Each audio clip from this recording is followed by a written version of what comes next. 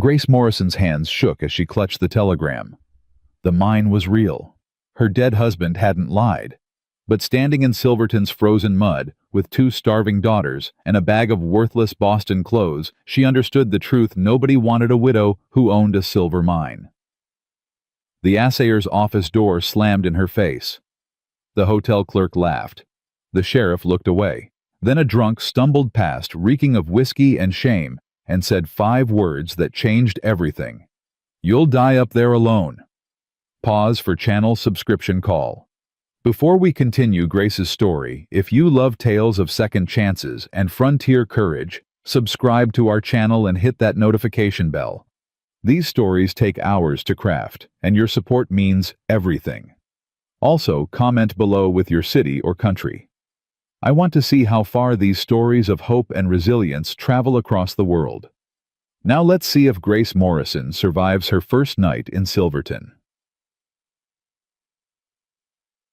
The assayer spit tobacco juice onto the boardwalk, inches from Grace's worn boots. "Lady, I don't care what your telegram says. Women don't own mines. Women don't understand claims. And women sure as hell don't walk into my office demanding surveys." Grace held the paper steady, though her fingers trembled. "My husband filed this claim 18 months ago. The deed is legal. I need you to verify the boundaries so I can—" "So you can what?" He leaned against the doorframe, arms crossed. "Dig silver out of a mountain, you and what crew?" His eyes traveled to her daughters, standing behind her in the street. "Them little girls gonna swing pickaxes." Lily, 8 years old, stepped forward. "Our papa said the mine was real," he said. "Your papa's dead, sweetheart." The assayer's voice wasn't unkind, just final. "Plenty of men die chasing silver dreams. Don't mean the dreams were real."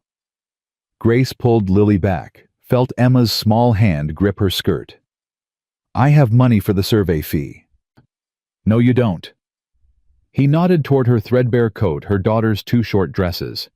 "You got maybe $20 left, maybe less. That'll keep you fed for a week if you're careful. Then what? Then I work the claim." He laughed, actually laughed. "Go home, Mrs. Morrison. Back to Boston or wherever you crawled from. Silverton ain't for widows." The door shut. The lock clicked. Grace stood on the boardwalk, breathing carefully. "Don't cry. Don't let them see you cry." Behind her, the town moved: miners, trudging toward shift-change prostitutes, leaning from second-story windows, freight wagons churning mud into black soup. Nobody looked at her. Nobody stopped. "Mama?" Emma's voice was small. "Are we going to the mine now?" Grace looked up at the mountains. Silverton sat in a bowl of peaks 11,000 feet above the world, where winter came in September and didn't leave until June. It was October now. The aspens burned gold against granite cliffs. Beautiful, deadly. "Yes, baby, we're going to the mine." "How do we find it?" That was the question, wasn't it? Her husband's letters had been vague: 2 miles up Anvil Creek. Follow the old pack trail, look for the timber claim marker. But Anvil Creek had a dozen tributaries, and pack trails crisscrossed the mountains like spider webs. "We'll find it," Grace said. They walked toward the livery. She'd paid for 2 weeks of stable fees in Denver before the stagecoach north. Now she needed to retrieve her mare and the pack mule that carried everything they owned: 3 trunks of clothes, a bag of books, her husband's mining tools, and $12 in silver coins sewn into her corset. The livery owner was a thin man with kind eyes. He looked at her hire papers, then at her daughters, then back at the papers. "Mrs. Morrison, I hate to ask, but do you have a place to stay tonight?" "We're going to my husband's mine." "Ma'am." He removed his hat. "It's near 4 o'clock. Even if you knew exactly where you were going, you wouldn't make it before dark. And dark comes fast up here, fast and cold." "I'll manage." "There's a boarding house on—" "I tried the boarding house." Grace didn't elaborate. The landlady had taken one look at her and said, "No credit, no children, no exceptions." 3 other places had said the same. Silverton had plenty of rooms for miners, none for widows. The livery owner studied her for a long moment. There's a camp about a mile north. Old prospectors live there, men who worked out their claims or lost their grub stakes. They don't bother nobody. You could maybe— Thank you. Grace took the mare's lead rope.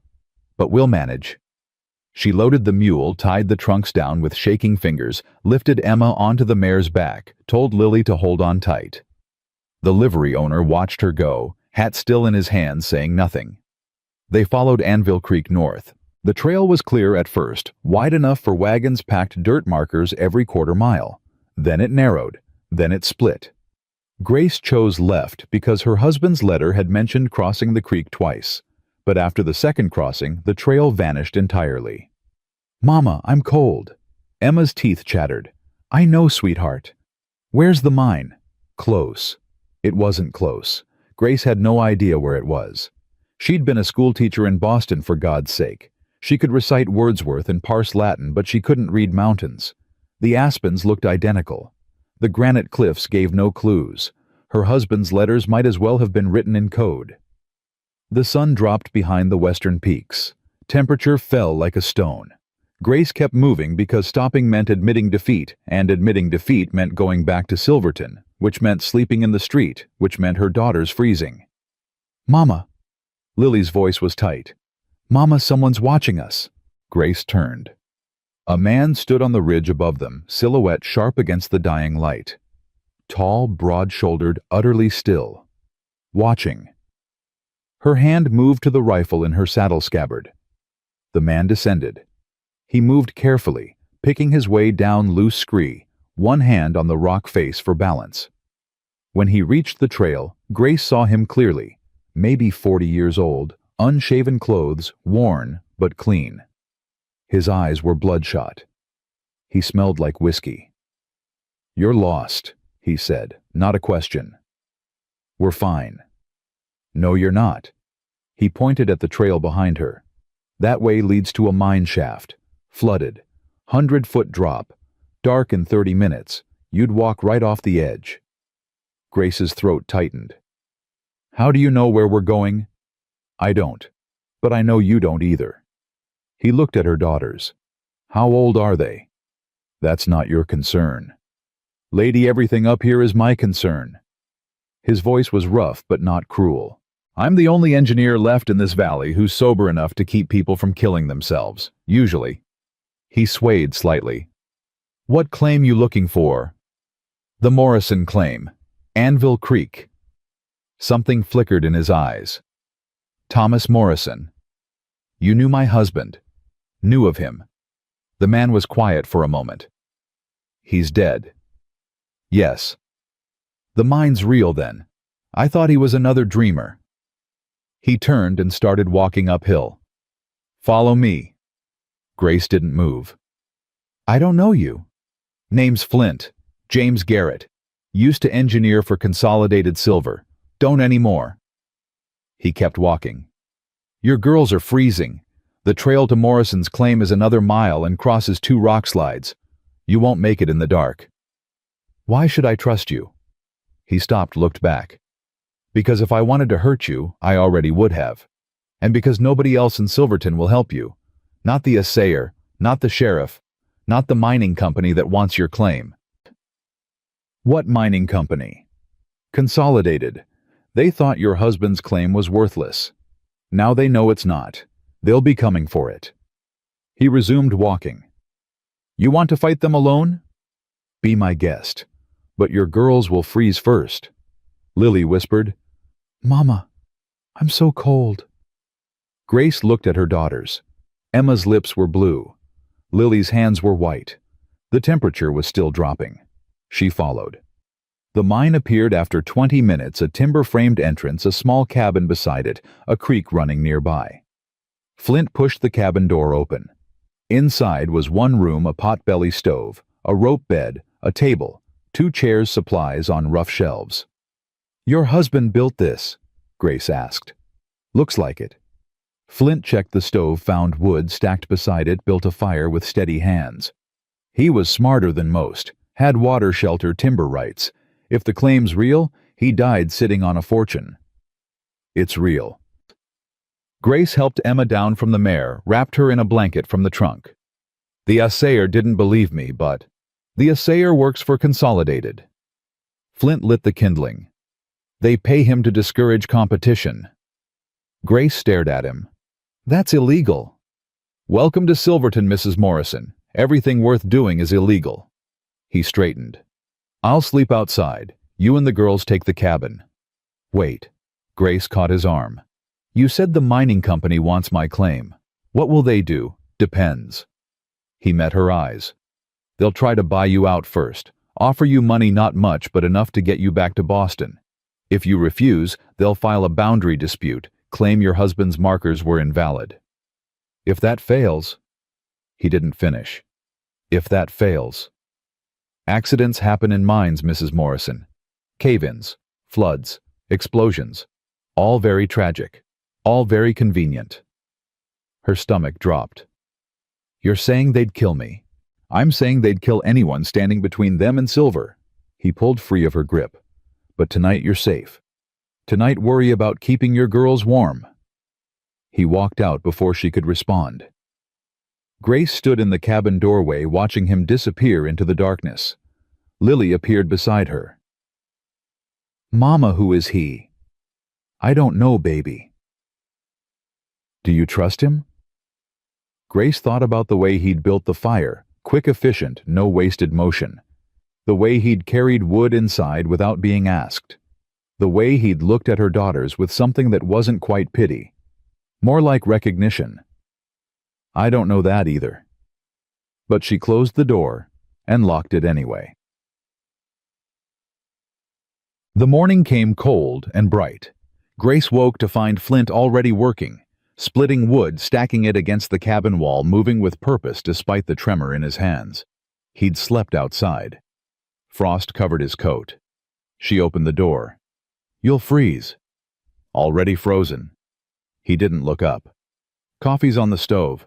Made it at sunrise. Grace poured 2 cups, brought one outside. He took it without comment, drank it black. His hands shook so badly he nearly dropped the mug. How long since you've eaten? She asked. Don't remember. There's beans in my pack. And I don't need charity, Mrs. Morrison. It's not charity. It's payment. She met his eyes. You helped us last night. I'm repaying the debt. He studied her for a moment, then nodded once. They ate in silence, beans and hardtack coffee, so strong it tasted like punishment. The girls woke slowly, stumbling outside to stare at the mountains surrounding them. Lily walked to the mine entrance, peered into darkness. Don't go in there, Flint said sharply. Lily jumped back.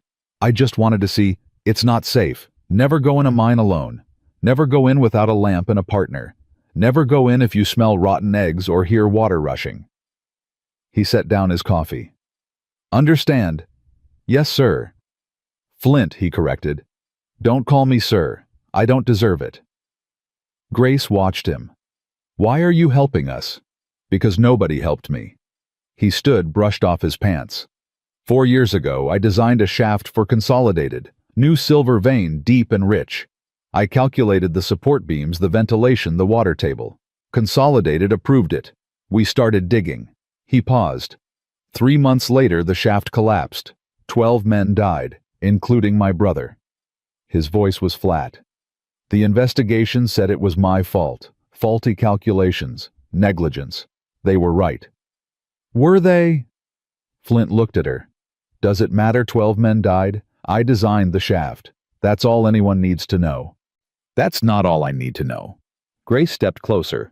Did you make a mistake, or did Consolidated cut corners? I don't.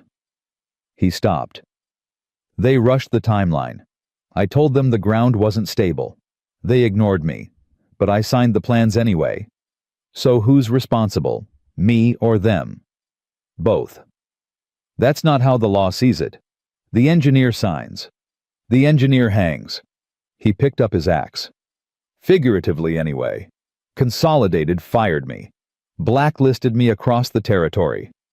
Now I live on this mountain and drink until I can't remember their faces. Emma appeared in the doorway, rubbing her eyes. Mama, I'm hungry. I'll make breakfast, sweetheart. Flint watched Emma for a long moment. She looks like him. Like who? My brother, same eyes. He turned away. I'll check the mine entrance while you cook. Make sure it's stable. He disappeared into the timber before Grace could respond.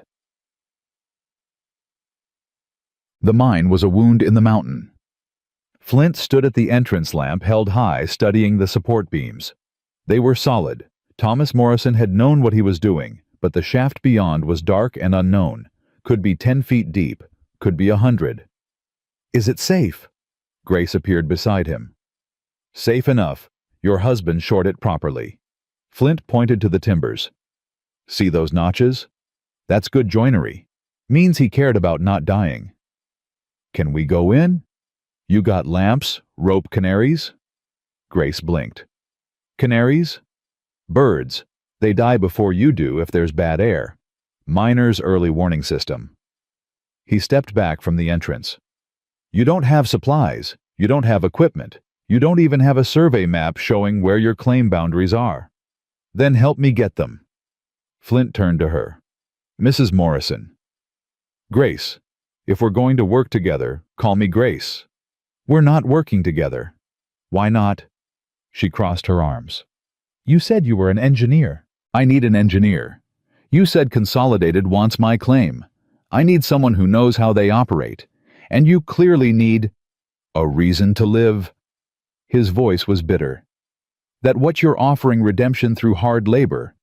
I'm offering wages and a chance to prove those 12 men didn't die because you're incompetent. They died because Consolidated is greedy. Flint stared at her. You're serious. I'm desperate. There's a difference. Grace stepped closer. I have a mine I can't work, 2 daughters I can't feed, and a mining company that wants me dead. You have skills I need and apparently nothing better to do than drink yourself to death on this mountain. So yes, Mr. Garrett, I'm serious. He was quiet for a long time. Behind them, the girls played by the creek throwing stones, their laughter bright and fragile. I haven't been sober in 4 years, Flint said finally. Then you're overdue. I'll fail you. I fail everyone. Maybe. Grace met his eyes. Or maybe you'll succeed. Only one way to find out. Flint looked at the mine entrance, then at the girls, then back at Grace. Something shifted in his face. Not hope exactly, more like the memory of hope. 1 month, he said. I'll survey the claim shore up the entrance, teach you basic safety protocols. After that, you're on your own. Agreed. And I work for wages, cash, not charity. I already said that. And I sleep outside, always. I don't... He stopped. I don't stay in places with children. Grace understood. Because they remind you of your brother. He didn't answer. Didn't need to. 1 month, Grace repeated. She held out her hand. Flint looked at it for a long moment, then shook. His grip was firm despite the tremor. 1 month. He agreed. Neither of them believed it. Odd. The first week was hell. Flint measured the claim boundaries while Grace tried to make the cabin livable. The roof leaked. The stove smoked. The creek water tasted like minerals. Every morning Grace woke to frost inside the windows, and her daughters shivering under inadequate blankets. Flint taught them to split wood patch leaks with pitch and canvas filter water through charcoal. He didn't talk much, just demonstrated, waited for them to try, corrected their mistakes with grunts and nods. But he was there every morning, sober and steady hands shaking less each day. Lily watched him constantly. Emma brought him flowers. Flint accepted both with visible discomfort, like a man who'd forgotten how to be seen. On the 8th day, riders came. Grace was washing clothes in the creek when she heard hooves. 3 men, well-dressed, well-armed, smiling like predators.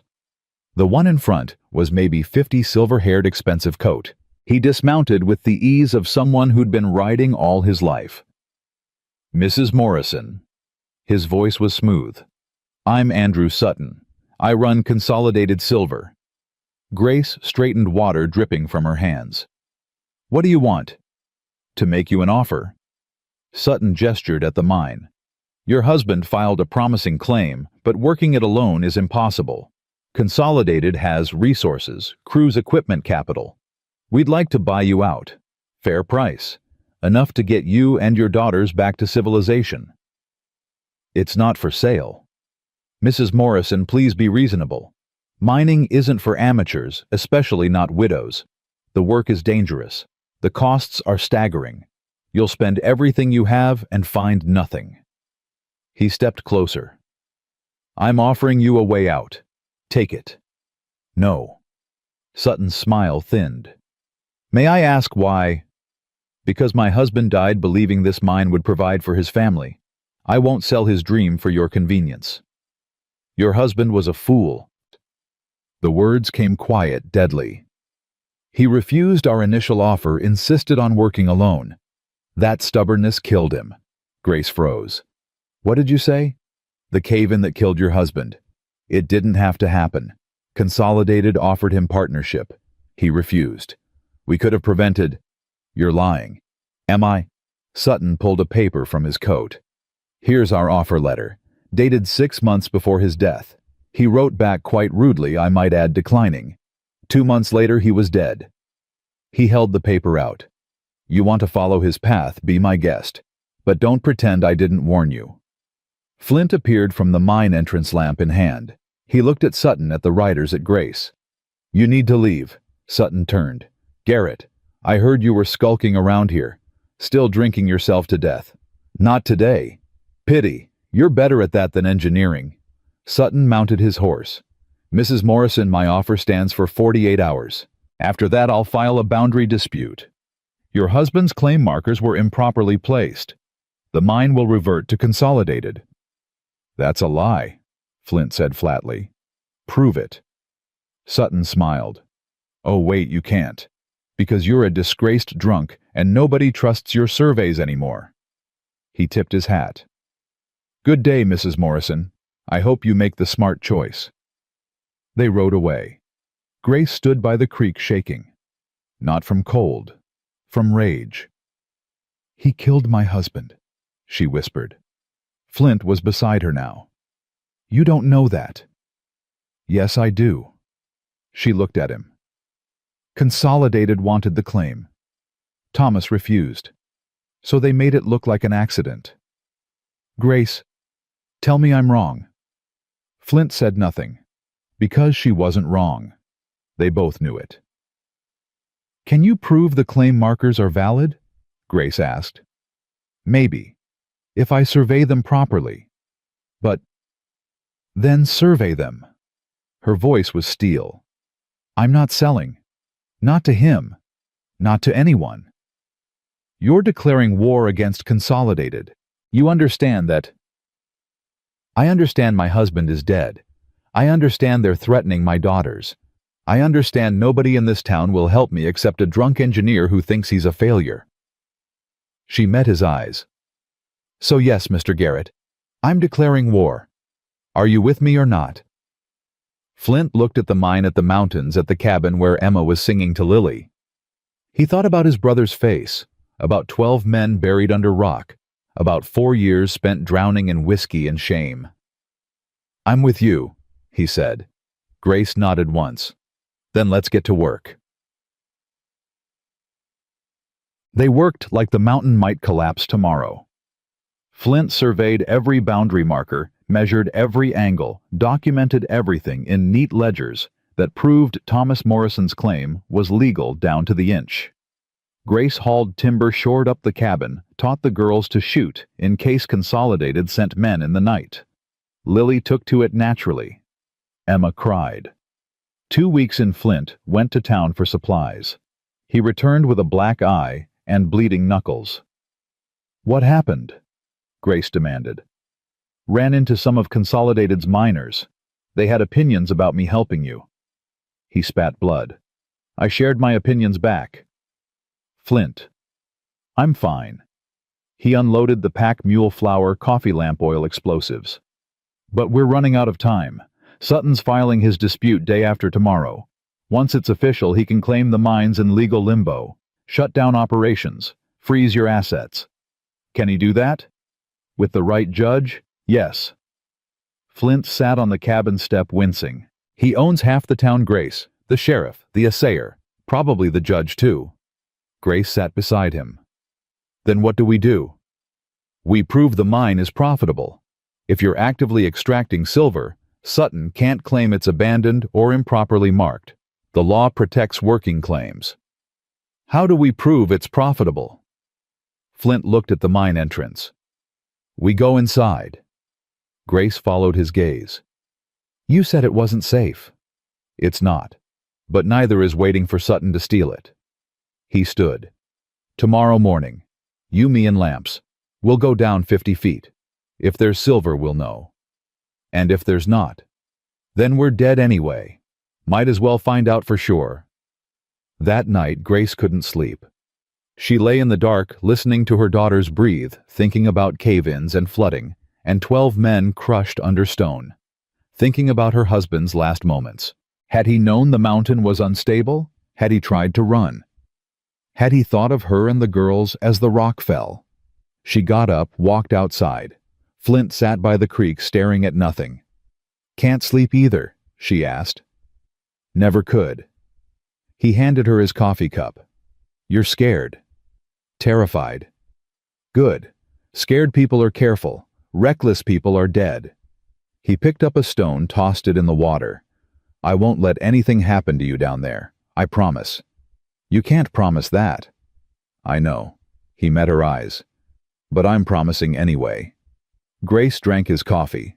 It was terrible. She drank it anyway. Why are you really doing this? She asked. Doing what? Helping me. Staying sober. Risking your life for a woman you barely know. Flint was quiet for a long time.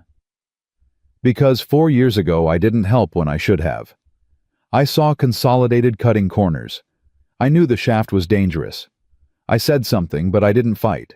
I let them bully me into signing plans I knew were wrong. He looked at his hands. 12 men died because I was a coward. You're not a coward. I was. Maybe still am. He stood. But you're giving me a chance to be something else, even if it kills me. Flint. Get some sleep, Grace. Tomorrow we find out if your husband's dream was real. He walked away before she could respond. They descended at dawn. The mine shaft dropped straight down timber-reinforced, a ladder bolted to one wall. Flint went first, lamp held high, testing each rung. Grace followed, heart-pounding Emma's face in her mind. If she died down here, her daughters would be alone. Orphans. Sutton would take the mine, take everything. Don't think about it, Flint called up. Just climb. 20 feet, 30. The air grew cold and damp. 40 feet. Grace's arms burned. 50 feet. The shaft opened into a horizontal tunnel. Flint helped her down, held the lamp up. Stay close, he said. They moved forward. The tunnel was narrow, barely wide enough for 2 people. Water dripped somewhere. The lamp cast wild shadows. Flint stopped. Look. Grace looked. The tunnel wall glittered. Is that silver? Flint touched the rock with trembling fingers. High-grade ore, rich as anything I've seen. He turned to her face, illuminated by lamplight. Your husband wasn't a dreamer, Grace. He found it. He actually found it. Grace's knees went weak. How much? Can't tell without a full survey, but this vein could be worth 50,000. Could be more. He laughed, the sound strange in the enclosed space. Consolidated knew. That's why they want it so badly. Then we have proof. We can fight the dispute.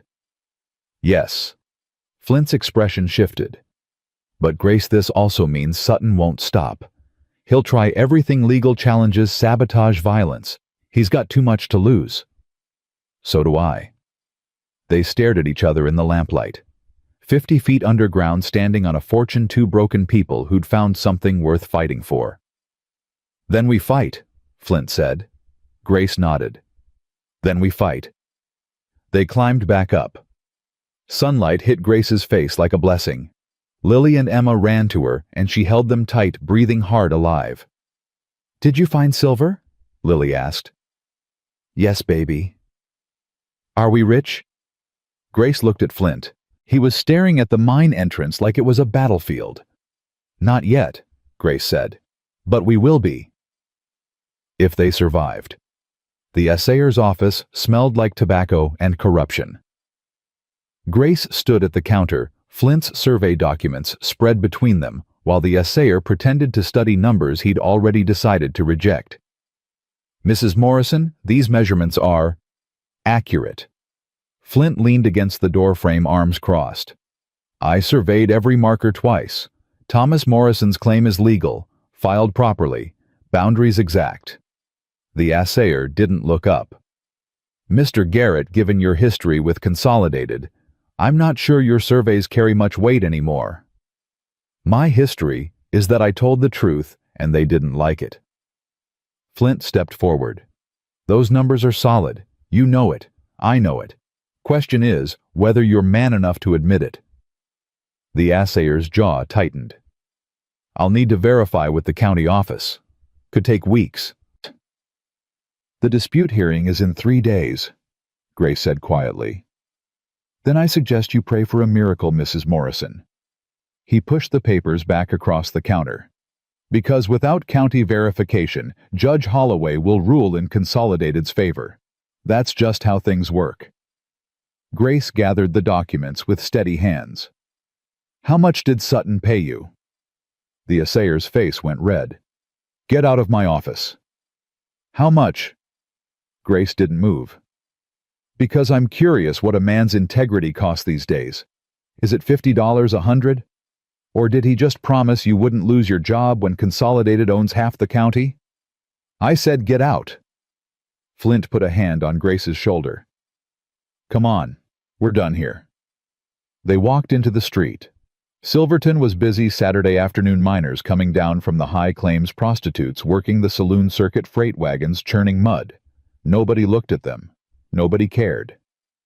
"He's right, you know," Flint said. "Judge Holloway is Sutton's man. Has been for years. Without county verification, we'll lose." Grace watched a freight wagon pass loaded with silver ore heading to the smelter. Someone's fortune. Someone's dream realized. "Then we go over his head," she said. "To who?" "The territorial governor." Flint stared at her. "Grace, that's in Denver." "I know. 3 days' ride if the weather holds." She turned to him. "You said we needed proof the mine is profitable. We have proof. We just need someone honest to look at it." "The governor doesn't care about one widow's mining claim." "Maybe not. But he cares about corruption. About companies buying judges and officials. About fraud." Grace met his eyes. "You worked for Consolidated. You know how they operate. Help me document it. Every bribe, every threat, every corner they cut that killed miners." Flint's face went pale. "You're asking me to testify against them." "I'm asking you to tell the truth." "They'll destroy me. What's left to destroy anyway?" He looked away. "Everything. I've got a sister in Denver. A nephew. Consolidated knows where they live. If I talk, they'll threaten them. I know." Grace's voice softened. "I'm not asking you to sacrifice your family. I'm asking you to help me build a case strong enough that Sutton can't touch any of us." "That case doesn't exist." "Then we'll create it." Flint was quiet for a long moment. Down the street, miners stumbled out of a saloon laughing, drunk alive. 4 years ago his brother had been one of them. Young, stupid, trusting the company that promised safety and delivered coffins. "I'll write down what I know," Flint said finally. "Everything. Names, dates, bribes, shortcuts." But Grace, even with all that, the governor might not listen. Powerful men protect powerful men. Then we make him listen. "How?" Grace smiled, but it wasn't pleasant. "By making sure the newspapers hear the story first. Public pressure works wonders on political careers." Flint almost laughed. You're learning fast. I'm learning from you. They walked back to the livery in silence. Grace was halfway there when she realized Flint wasn't beside her anymore. She turned. He stood in the middle of the street staring at the saloon across from them. Flint, I need a drink. His voice was raw.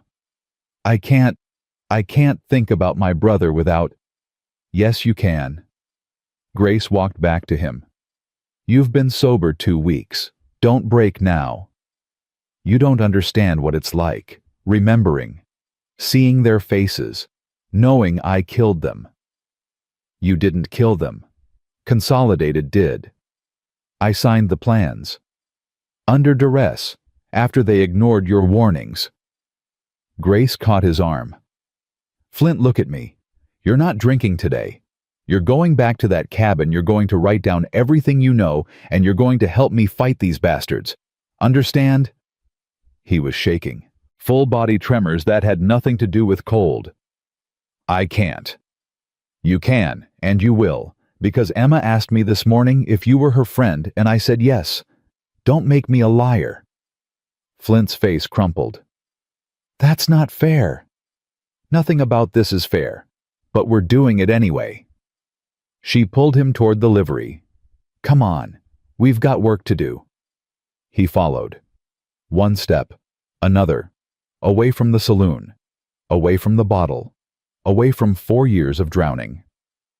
Grace didn't let go of his arm until they were on horseback heading back toward the mine.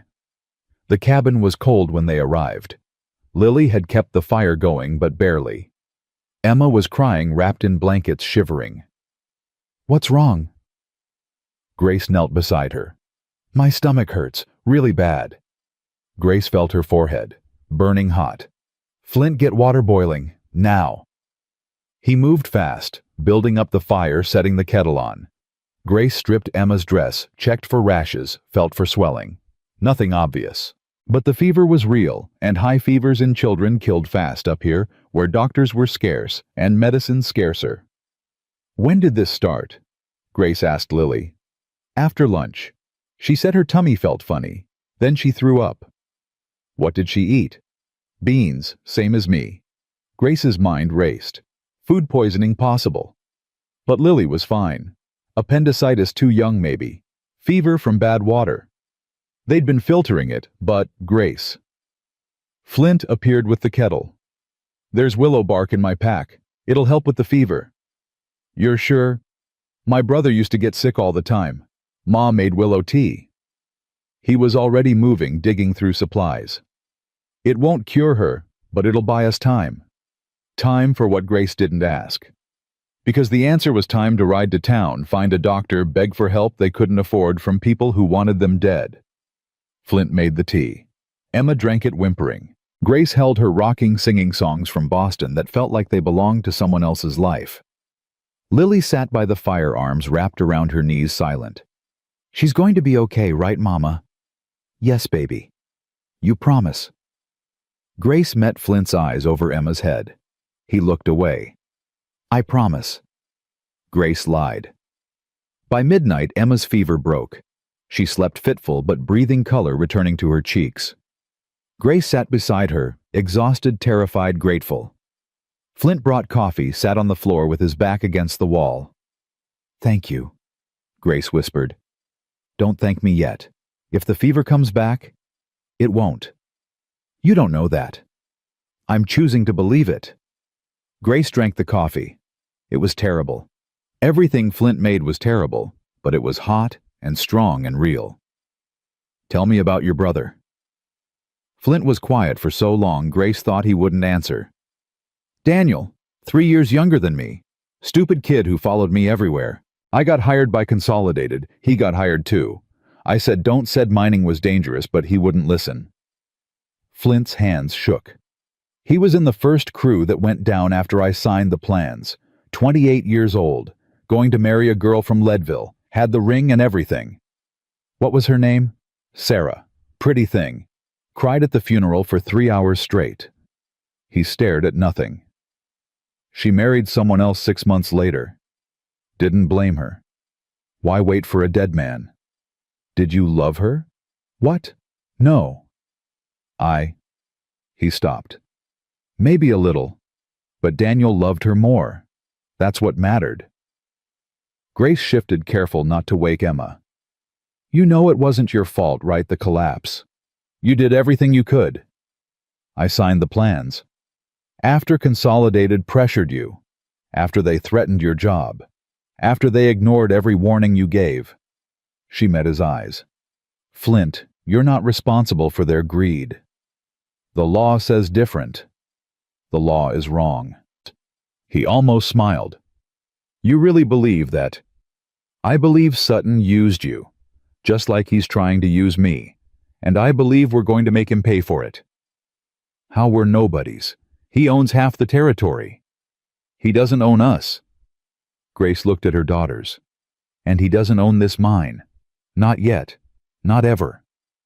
Flint watched her for a long moment. You're stubborn, you know that. I'm a widow with 2 children and $12 to my name. Stubborn is all I've got left. $13, Flint said. What? He pulled a coin from his pocket, set it on the floor between them. I'm paid up through the end of the month, remember? That's my first week's wages. Take it. Grace stared at the silver dollar. Flint, I can't. You can.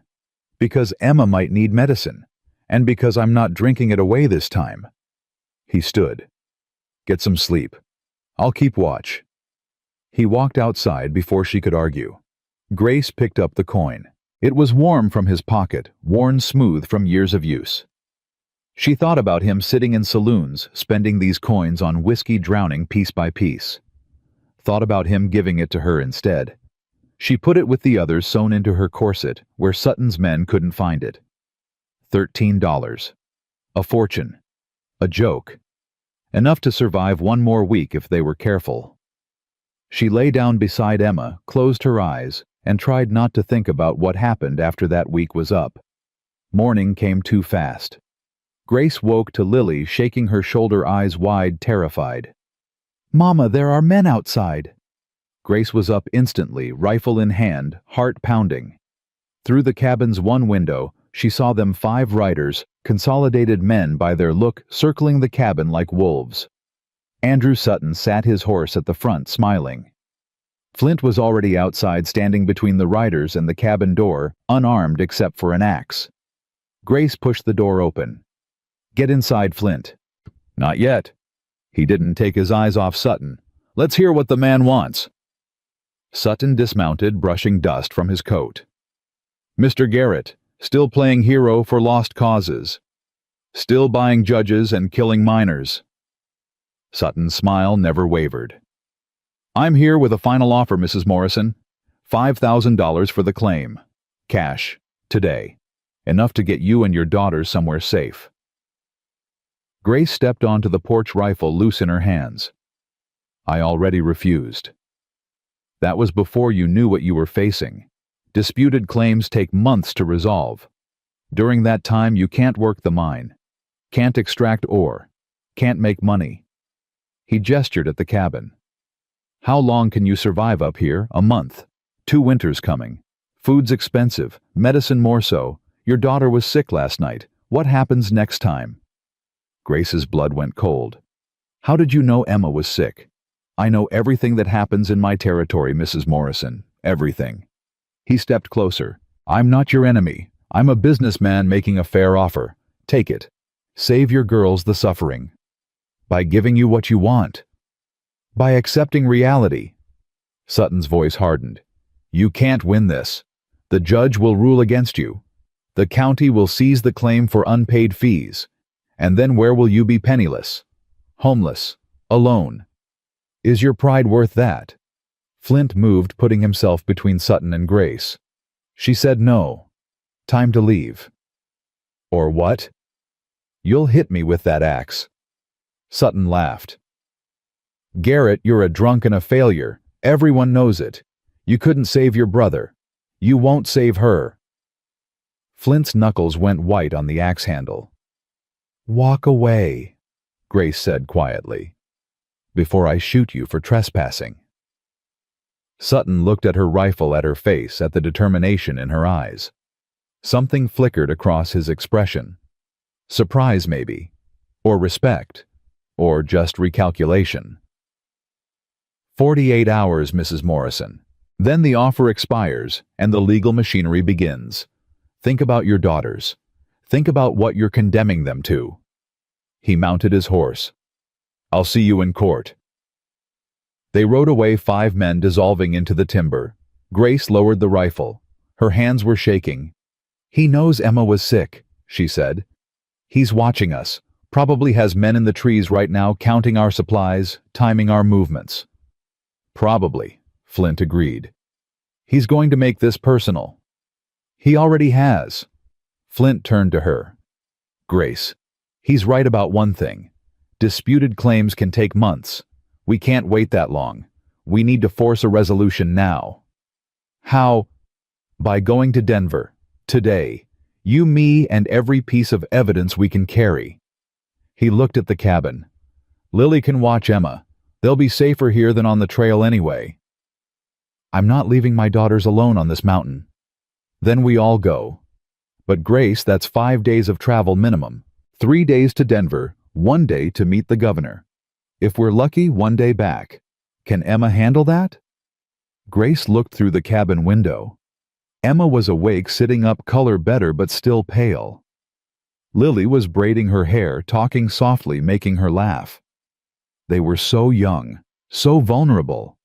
And Sutton knew exactly where they were. We stay together, Grace said. All of us. If Emma gets worse on the trail, we'll find a doctor in one of the camps. But I'm not leaving them here for Sutton's men to threaten. Flint nodded slowly. Then pack light. We leave in an hour. They moved fast. Grace bundled what they needed: food blankets, medicine. Flint's documents, the ore samples that proved the mine was rich. Flint saddled horses, checked rifles, filled canteens. Lily helped Emma dress in layers, tied her hat tight, held her hand. Mama, where are we going? Emma asked. Denver, sweetheart. To see important people who will help us keep the mine. Will it take long? A few days, but we'll be together. That's what matters. They rode out at noon, following the trail down Anvil Creek toward the main road south. Grace looked back once. The cabin stood small and defiant against the mountain. Her husband had built that, had died believing it would save them. She wouldn't let Sutton take it. The trail was rough, steep switchbacks, loose scree creek crossings, swollen with snowmelt. Emma rode in front of Grace, wrapped in blankets, silent. Lily rode behind Flint, nervous but determined. They made 10 miles the first day, camping in a stand of spruce where the wind couldn't reach them. Flint built a fire, boiled water for tea, rationed the food with careful precision. Grace watched him work. 2 weeks ago, he'd been a drunk who could barely stand. Now his hands were steady, his eyes clear. He'd stopped shaking 3 days after they'd found the silver, like having a purpose again had reminded his body how to function. You're staring, he said without looking up. I'm thinking. About how you're different now, sober, focused, like you're remembering how to be the man you were before. I'm not that man anymore. Maybe not. But you're becoming someone better. Grace poured coffee, handed him a cup. The man you were before signed those plans. The man you are now is fighting to make it right. Flint was quiet for a long time. The fire crackled. Emma coughed, a wet, rattling sound that made Grace's chest tighten. She's getting worse, Flint said. I know. There's a mining camp about 15 miles south, little place called Ophir. Might have a doctor. Might. Best I can promise. He met her eyes. We push hard tomorrow, we'll reach it by nightfall. Grace looked at Emma, asleep against Lily, breathing too fast. Then we push hard. They rode before dawn, following the trail by starlight, stopping only to water the horses. Emma's fever returned by mid-morning. By noon she was delirious, crying, calling for her father. Grace held her singing, praying, bargaining with a God she hadn't spoken to since her husband died. Just a little longer, baby. Just a little longer. Ophir appeared as the sun set a handful of cabins, a stamping mill, a saloon. Flint rode straight to the largest building, dismounted, pounded on the door. A woman answered, maybe 60, gray hair pulled back, suspicious eyes. We're closed. You're the doctor. I run the boarding house. Doctor's next door. She looked past Flint at Grace holding Emma. Her expression shifted. How long she been fevered? 2 days. Bring her inside. The woman, Mrs. Chen, she said her name was cleared. A table laid Emma on it, checked her pulse, her temperature, her throat. She moved with the efficiency of someone who'd seen too much death to waste time on gentleness. Pneumonia, Mrs. Chen said finally. Early stage, but getting worse. She needs medicine and rest. 3 days minimum, maybe more. We don't have 3 days, Grace said. Then you'll have a dead daughter. Mrs. Chen met her eyes. Your choice, lady. But that child doesn't get on a horse again until the fever breaks and the lungs clear. Grace looked at Flint. He was already calculating, she could see it in his face. 3 days here meant missing the court date, meant Sutton winning by default. We stay, Grace said. Grace, we stay. I'm not killing my daughter to save a mine. Flint's jaw tightened. Then I'll go alone. To Denver. I'll take the documents, make the case, buy you time. You can't go alone. They'll dismiss you. A disgraced engineer with an axe to grind. Maybe, but it's better than nothing. He pulled papers from his saddlebag, thrust them at her. These are copies. Everything I know about Consolidated's corruption. If something happens to me, use them. Go to the newspapers. Make noise. Don't let Sutton win quietly. Grace took the papers. Flint, if you go alone, they'll kill you. Probably. Then don't go. I have to. He looked at Emma, small and pale, on the table. She's dying because Sutton's forcing you to choose between your daughter and your future. That's not a choice. That's cruelty. And I'm done standing by while powerful men crush the innocent. He turned to leave. Grace caught his arm. James. He stopped. She never used his first name. Never. Come back, she said. Please, don't make me lose you too. Something shifted in his face. Grace, I know you think you owe your brother this, some grand gesture, some redemption. But you don't owe him your death. You owe him your life. Lived well, lived sober, lived for something that matters. She stepped closer. You matter, to me, to these girls. Don't throw that away. Flint looked at her for a long moment. His eyes were wet. I'll be careful, he said. That's not a promise to come back. It's the best I can do. He left before she could argue. Grace stood in the doorway watching him ride into the darkness, carrying their only hope in his saddlebags. Mrs. Chen appeared beside her. He's a good man.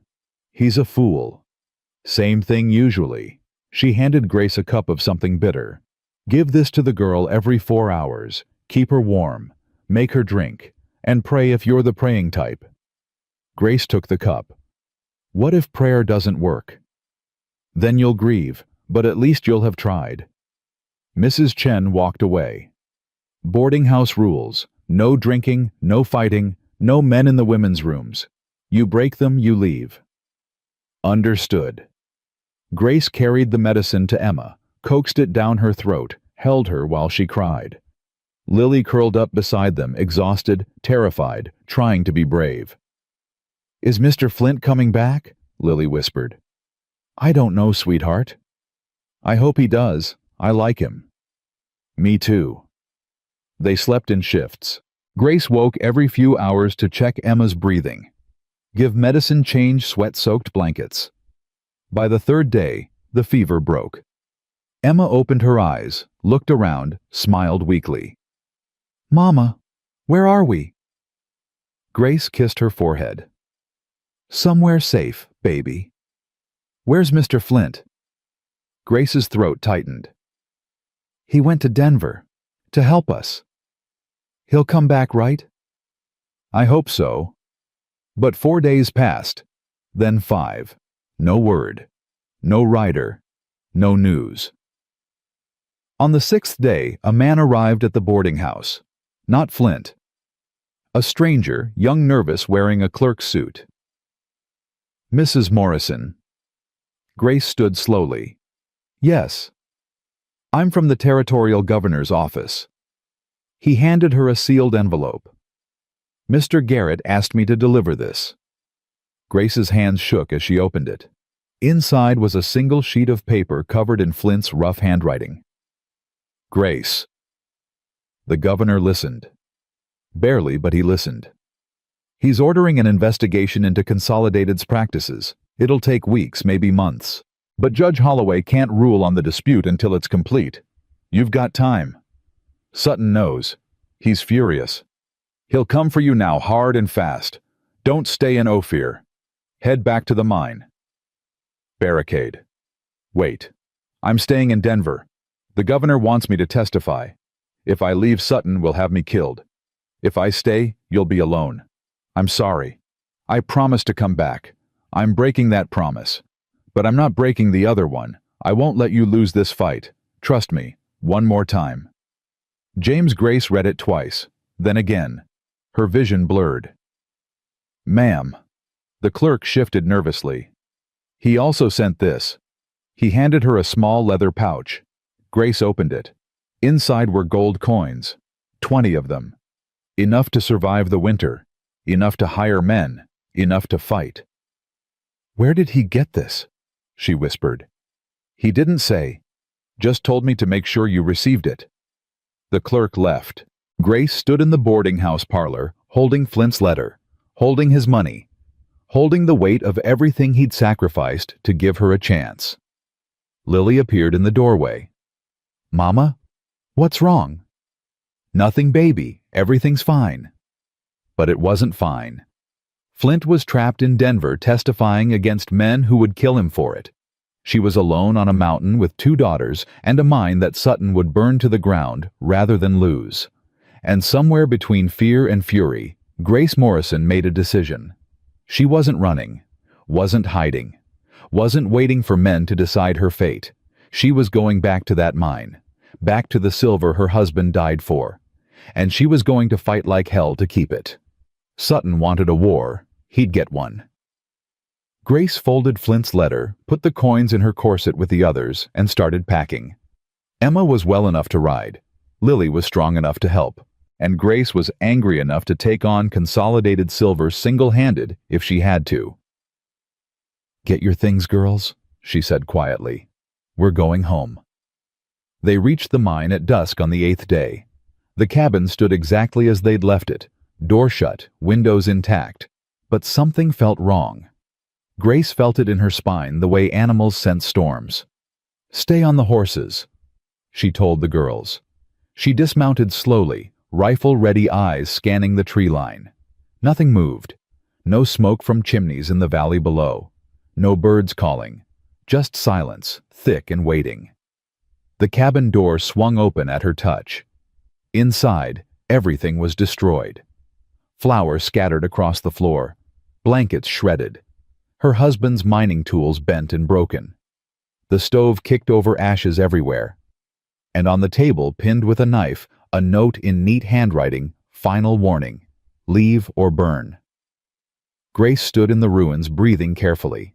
Not crying, not yet. Crying was weakness, and weak women lost their children to men like Sutton. Mama! Lily's voice trembled from the doorway. What happened? Sutton happened. Grace pulled the knife from the table, folded the note, put it in her pocket. Evidence. Come inside, girls. We need to clean this up before dark. But Mama, everything's broken. Then we'll fix it. Grace met her daughter's eyes. We don't run, Lily. Not from this. Not from anything. They worked until midnight. Grace salvaged what she could, a few unbroken dishes, some blankets the raiders had missed enough flour from the barrel to make bread if they were careful. Lily swept ashes. Emma, still weak but determined, sorted through scattered supplies. By the time they finished, the cabin looked almost livable again. Almost. Grace lay awake that night, rifle across her lap, listening. Every crack of timber made her jump. Every wind gust sounded like footsteps. The girls slept fitfully, curled together for warmth and comfort. At dawn, Grace walked to the mine entrance. It was still intact. The raiders hadn't touched it. Either they didn't know about the silver, or Sutton wanted the mine working when he finally took it. Easier to steal a productive claim than a collapsed shaft. She stood at the entrance, remembering Flint's lessons. Never go in alone. Never go in without light. Never go in without telling someone where you are. But there was no one to tell. No one to help. Just her and 2 children and a mountain full of silver that might as well be on the moon for all the good it did them. Mrs. Morrison. Grace spun rifle up. A man stood 20 feet away, hands raised, no weapon visible. He was maybe 50, Mexican or Spanish, weathered face, kind eyes. Easy, señora. I'm not here to hurt you. Then why are you here? My name is Miguel Santos. I worked with your husband. He helped me once when Consolidated tried to claim jump my digging. I heard you were in trouble. He lowered his hands slowly. I came to help. Grace didn't lower the rifle. How did you hear? Miners talk. Word spreads. They're saying Sutton's going after you hard. Some of us remember what he did to the Martinez family, the Johnsons, the Chen brothers. Miguel's voice was quiet. We remember who stands up to Consolidated and who disappears. And you want to stand up. I want to repay a debt. Your husband saved my claim. I can't save his, but I can help his widow keep it. He gestured toward the mine. You need someone who knows how to extract ore safely. I know. I can teach you. Grace studied him. He looked honest, but so had the assayer before Sutton bought him. What do you want in return? 10% of whatever you pull out. Fair partnership. I provide labor and knowledge. You provide the claim and the courage. He smiled slightly. From what I hear, you've got plenty of the second part. I can't pay you until we actually extract something worth selling. I'm not asking for payment now. I'm asking for a chance to help, to stand against Sutton like your husband did. Miguel stepped closer. Señora, I have 6 children. Sutton pays my wages. If he finds out I'm helping you, I'll lose everything. But some things are worth losing jobs over. Your husband taught me that. Grace lowered the rifle. When can you start? Today. They started immediately. Miguel surveyed the shaft, checked the support beams, explained how to follow the vein without triggering collapses. Grace listened, asked questions, learned. Lily took notes in a careful hand. Emma watched, still pale, but improving daily. The silver runs deep, Miguel said, standing in the tunnel 50 feet down. Your husband barely scratched the surface. With proper technique, you could pull out 50 pounds a week, maybe more. How long would that take? To extract 6 hours a day, 2 people working. To process, that's harder. You need tools, chemicals, knowledge. The smelter in Silverton won't buy from you while Sutton's fighting your claim. We'll have to go to Uray, 30 miles south. Grace's heart sank. 30 miles with ore on pack mules? That's 3 days there and back. At least. But it's the only way. Miguel climbed back up the ladder. Unless you want to sit on silver, you can't sell. No. We extract, we sell, we survive. Grace followed him up. When can we start? After we shore up the entrance. Sutton's men probably damaged the supports when they trashed your cabin. We fix that first, or the whole thing comes down on our heads. They spent 3 days reinforcing timbers, replacing rotten beams, clearing rockfall. Miguel worked with quiet efficiency, teaching Grace and Lily as he went. Emma helped topside sorting tools, keeping watch, her strength returning slowly. On the 4th day they went down. The tunnel was narrow, cold water, dripping somewhere in the darkness. Miguel held the lamp high, showing Grace where to place the pickaxe, how to read the rock, when to stop before the vein ran out. "Here," he said. "Strike here." Grace swung. The pick bit into stone. Silver glittered in the lamplight. Again. She swung. Again. Again. Her arms burned. Her back screamed. Sweat poured down her face despite the cold. "Good. You're learning." Miguel set down his own pick. "Now we load it." They filled canvas bags with ore, 50 pounds, then 100, then 200. Hauled them up the ladder, one at a time. By sunset, they had 500 pounds of raw ore piled outside the mine entrance. Grace stood looking at it, hands bleeding, body shaking with exhaustion. 500 pounds. Maybe worth $300 once processed and sold. Maybe more if the silver content was high. It was a start. "Tomorrow we dig more," Miguel said. "Day after we take the first load to Ouray, you, me, and the mules. The girls stay here. I'm not leaving them alone." "Then we don't sell the ore. We sit on it until Sutton gets tired of waiting and burns this place to the ground with all of you inside." Miguel met her eyes. "Senora, you can't protect them and fight him at the same time. Choose." Grace looked at the cabin. Lily stood in the doorway, Emma beside her, both watching. So young, so vulnerable. And she was about to leave them alone on a mountain where Sutton's men prowled like wolves. "I'll talk to them," she said. That night, Grace sat the girls down by the fire. "I need to take the ore to Ouray. 3 days. Maybe 4 if the weather turns. Mr. Santos will come with me." "Who'll stay with us?" Emma asked. "No one. You'll be alone." Lily's face went white. "Mama, what if the bad men come back?" "Then you hide. There's a cache in the woods behind the cabin Mr. Santos showed me today. Supplies, water, blankets. If anyone comes, you run there. You stay quiet. You wait for me to come back." "And if you don't come back?" Grace pulled both girls close. "I will. I promise. But if something happens, if I'm not back in 5 days, you go to Mrs. Chen in Ophir. You tell her everything. She'll help you." "I'm scared, Mama." "I know, baby. I'm scared too. But we're doing this anyway. Because that silver is our future. Our way out.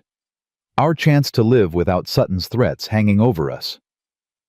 Grace kissed Emma's forehead, then Lily's. "You're Morrison girls. Your papa taught you to be brave. Show me I was right to believe in you." Lily straightened. "We can do it." "Emma."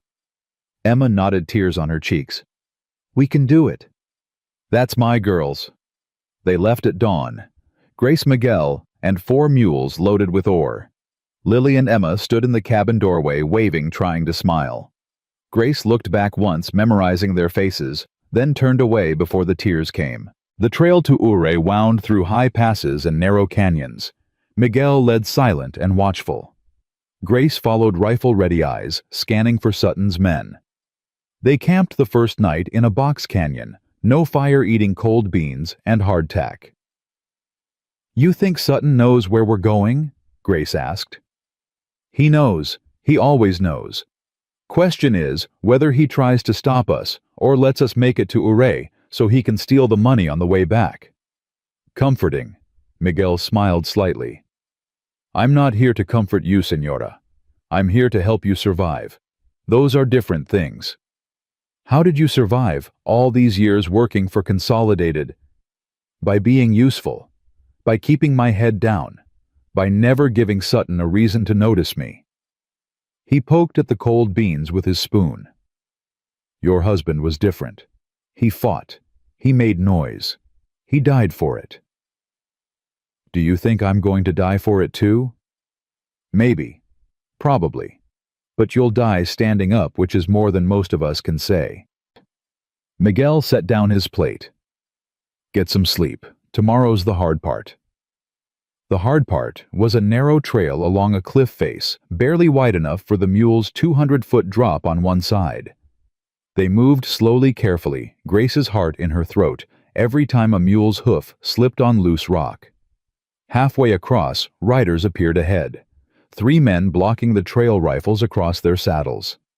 Grace recognized one, the man from Sutton's crew who'd circled her cabin, the one with the scar across his cheek. "Mrs. Morrison?" He smiled. "Going somewhere?" Grace stopped the mules. "Out of my way." "Can't do that. Mr. Sutton wants to talk to you, back in Silverton, about terms." "I'm not interested in his terms." "Didn't ask if you were interested, just said he wants to talk." The man nudged his horse forward. "Come peaceful, we'll make sure you get there safe.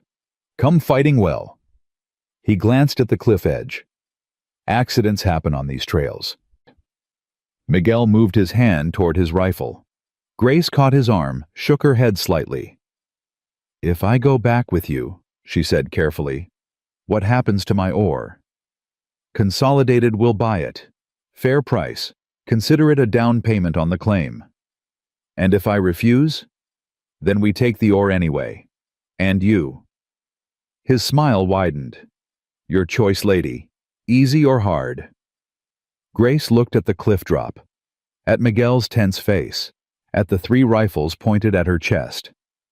She thought about Lily and Emma alone at the cabin, about Flint trapped in Denver testifying, about her husband buried under rock and silver. "I'll go with you," she said. "But Miguel takes the ore to Ouray, sells it, brings the money back to my daughters. That's the deal."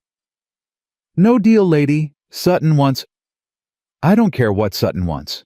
Grace's voice was ice. "You take me. Miguel takes the ore. Or I ride this mule straight off that cliff right now and you explain to Sutton why his prize witness is dead at the bottom of a canyon." The man's smile faded. "You're bluffing." "Am I?" Grace urged her mule toward the edge. One more step and they'd both go over. "Wait." The man raised a hand. "Jesus, lady, you're insane." "I'm a widow with nothing left to lose. There's a difference." Grace steadied the mule. "Do we have a deal?" The scarred man looked at his companions. They shrugged. Finally he nodded. "Fine. Santos takes the ore. You come with us, but if you try anything—" "I won't. I'm done running." Grace dismounted, handed Miguel her rifle. "Take care of the girls. Whatever happens, make sure they're safe." "Señora." "Go, Miguel. That's an order." Miguel's jaw tightened, but he took the lead rope, started down the trail toward Ouray, the mules following. Grace watched him disappear around a bend, carrying her only hope of paying for food, for supplies for survival. Then she turned to the scarred man. "Let's go see your boss." They rode back to Silverton in silence. Grace's hands weren't bound. Sutton's men were confident she wouldn't run. They were right. Running meant abandoning her daughters, meant giving up the mine, meant letting her husband's death be for nothing. So she rode steady, head high, remembering what Flint had taught her about mining, about survival, about fighting men who thought power made them untouchable. Sutton was waiting at the Consolidated office, a large building on Main Street that smelled like money and cigars. He stood when she entered, gestured to a chair, smiled like they were old friends. "Mrs. Morrison, thank you for coming." "I didn't have a choice." "Everyone has choices. You chose to fight, rather than accept my generous offer. Now we're here." He poured 2 glasses of whiskey, slid one toward her. "Drink. You look exhausted." Grace didn't touch it. "What do you want?" "To negotiate, reasonably, like adults." Sutton sat, sipped his whiskey. "You've impressed me. I'll admit it. Most widows would have taken my money and run. You stayed, fought, found an engineer willing to testify against me." His smile thinned. "That takes courage. Stupidity too, but courage nonetheless. If you're going to threaten me, just do it." "I'm not threatening you. I'm explaining reality." He leaned forward. "Governor's investigation will take months, maybe years. During that time, you can't profitably work your claim because I'll tie you up in legal challenges. You'll spend every penny on lawyers and surveys and court fees. Your daughters will starve. You'll lose everything. And in the end, I'll still get the mine. Or you'll get exposed for corruption and lose your company. Possibly. But your daughters will already be dead by then, so what's the victory? He set down his glass. I'm offering you a way out. Sell me the claim. Today. $10,000. Enough to start over somewhere Consolidated doesn't operate. Somewhere your girls can grow up safe. Grace was quiet for a long time. $10,000. A fortune. Enough to go back to Boston. Buy a house. Open a school. Live without fear. All she had to do was give up. No, she said. Sutton's face hardened. Don't be a fool. I'm not. I'm being exactly what my husband raised me to be, someone who doesn't bow to bullies. Grace stood. You killed him, didn't you? The cave-in that crushed Thomas. You arranged it. Careful, Mrs. Morrison. Accusations like that require proof. I'll find it. Flint's testifying about how Consolidated operates. Other miners are starting to talk. Miguel Santos is spreading word about your threats. The newspapers in Denver are already asking questions. She met his eyes. You're going to lose Mr. Sutton. Maybe not today. Maybe not this month. But eventually people will see you for what you are. And when they do, I'll be there to watch Consolidated burn. Sutton stood slowly. I gave you a chance. Multiple chances. You rejected them all. So now we do this the hard way. Which means what? Which means your daughters are alone on that mountain. Accidents happen. Cabins catch fire. Children get lost in the woods and freeze. He walked to the window, looked out at Silverton's bustling streets. I'd hate for anything tragic to happen to them, but I can't control every miner in these hills. Some of them are careless. Some are cruel. And some owe me favors. Grace's blood went ice cold. If you touch my daughters, I won't touch them. I'll never touch them. But I also can't guarantee their safety if their mother insists on making enemies. Sutton turned back to her. Go home, Mrs. Morrison. Think about what you're risking. You have 24 hours to reconsider my offer. After that, I stop being polite. He nodded to the scarred man. Escort Mrs. Morrison back to her claim. Make sure she arrives safely. Grace walked out, legs shaking, fury burning so hot she thought she might spontaneously combust. Behind her, Sutton's laughter followed, soft and mocking. They gave her a horse, rode with her halfway to the mine, then turned back, leaving her alone on the trail. Grace rode hard, fear clawing at her chest. 24 hours. Sutton had given her daughters 24 hours before his threats became action. She reached the cabin at midnight. The door was open. Grace's heart stopped. Lily Emma. Silence. She dismounted, rifle ready, moving toward the dark doorway. Girls, if you're hiding, come out. It's Mama.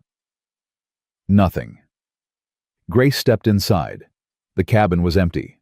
Blankets gone. Supplies gone. No sign of struggle. No blood. Just emptiness. On the table, another note. They're safe, for now, accept the offer.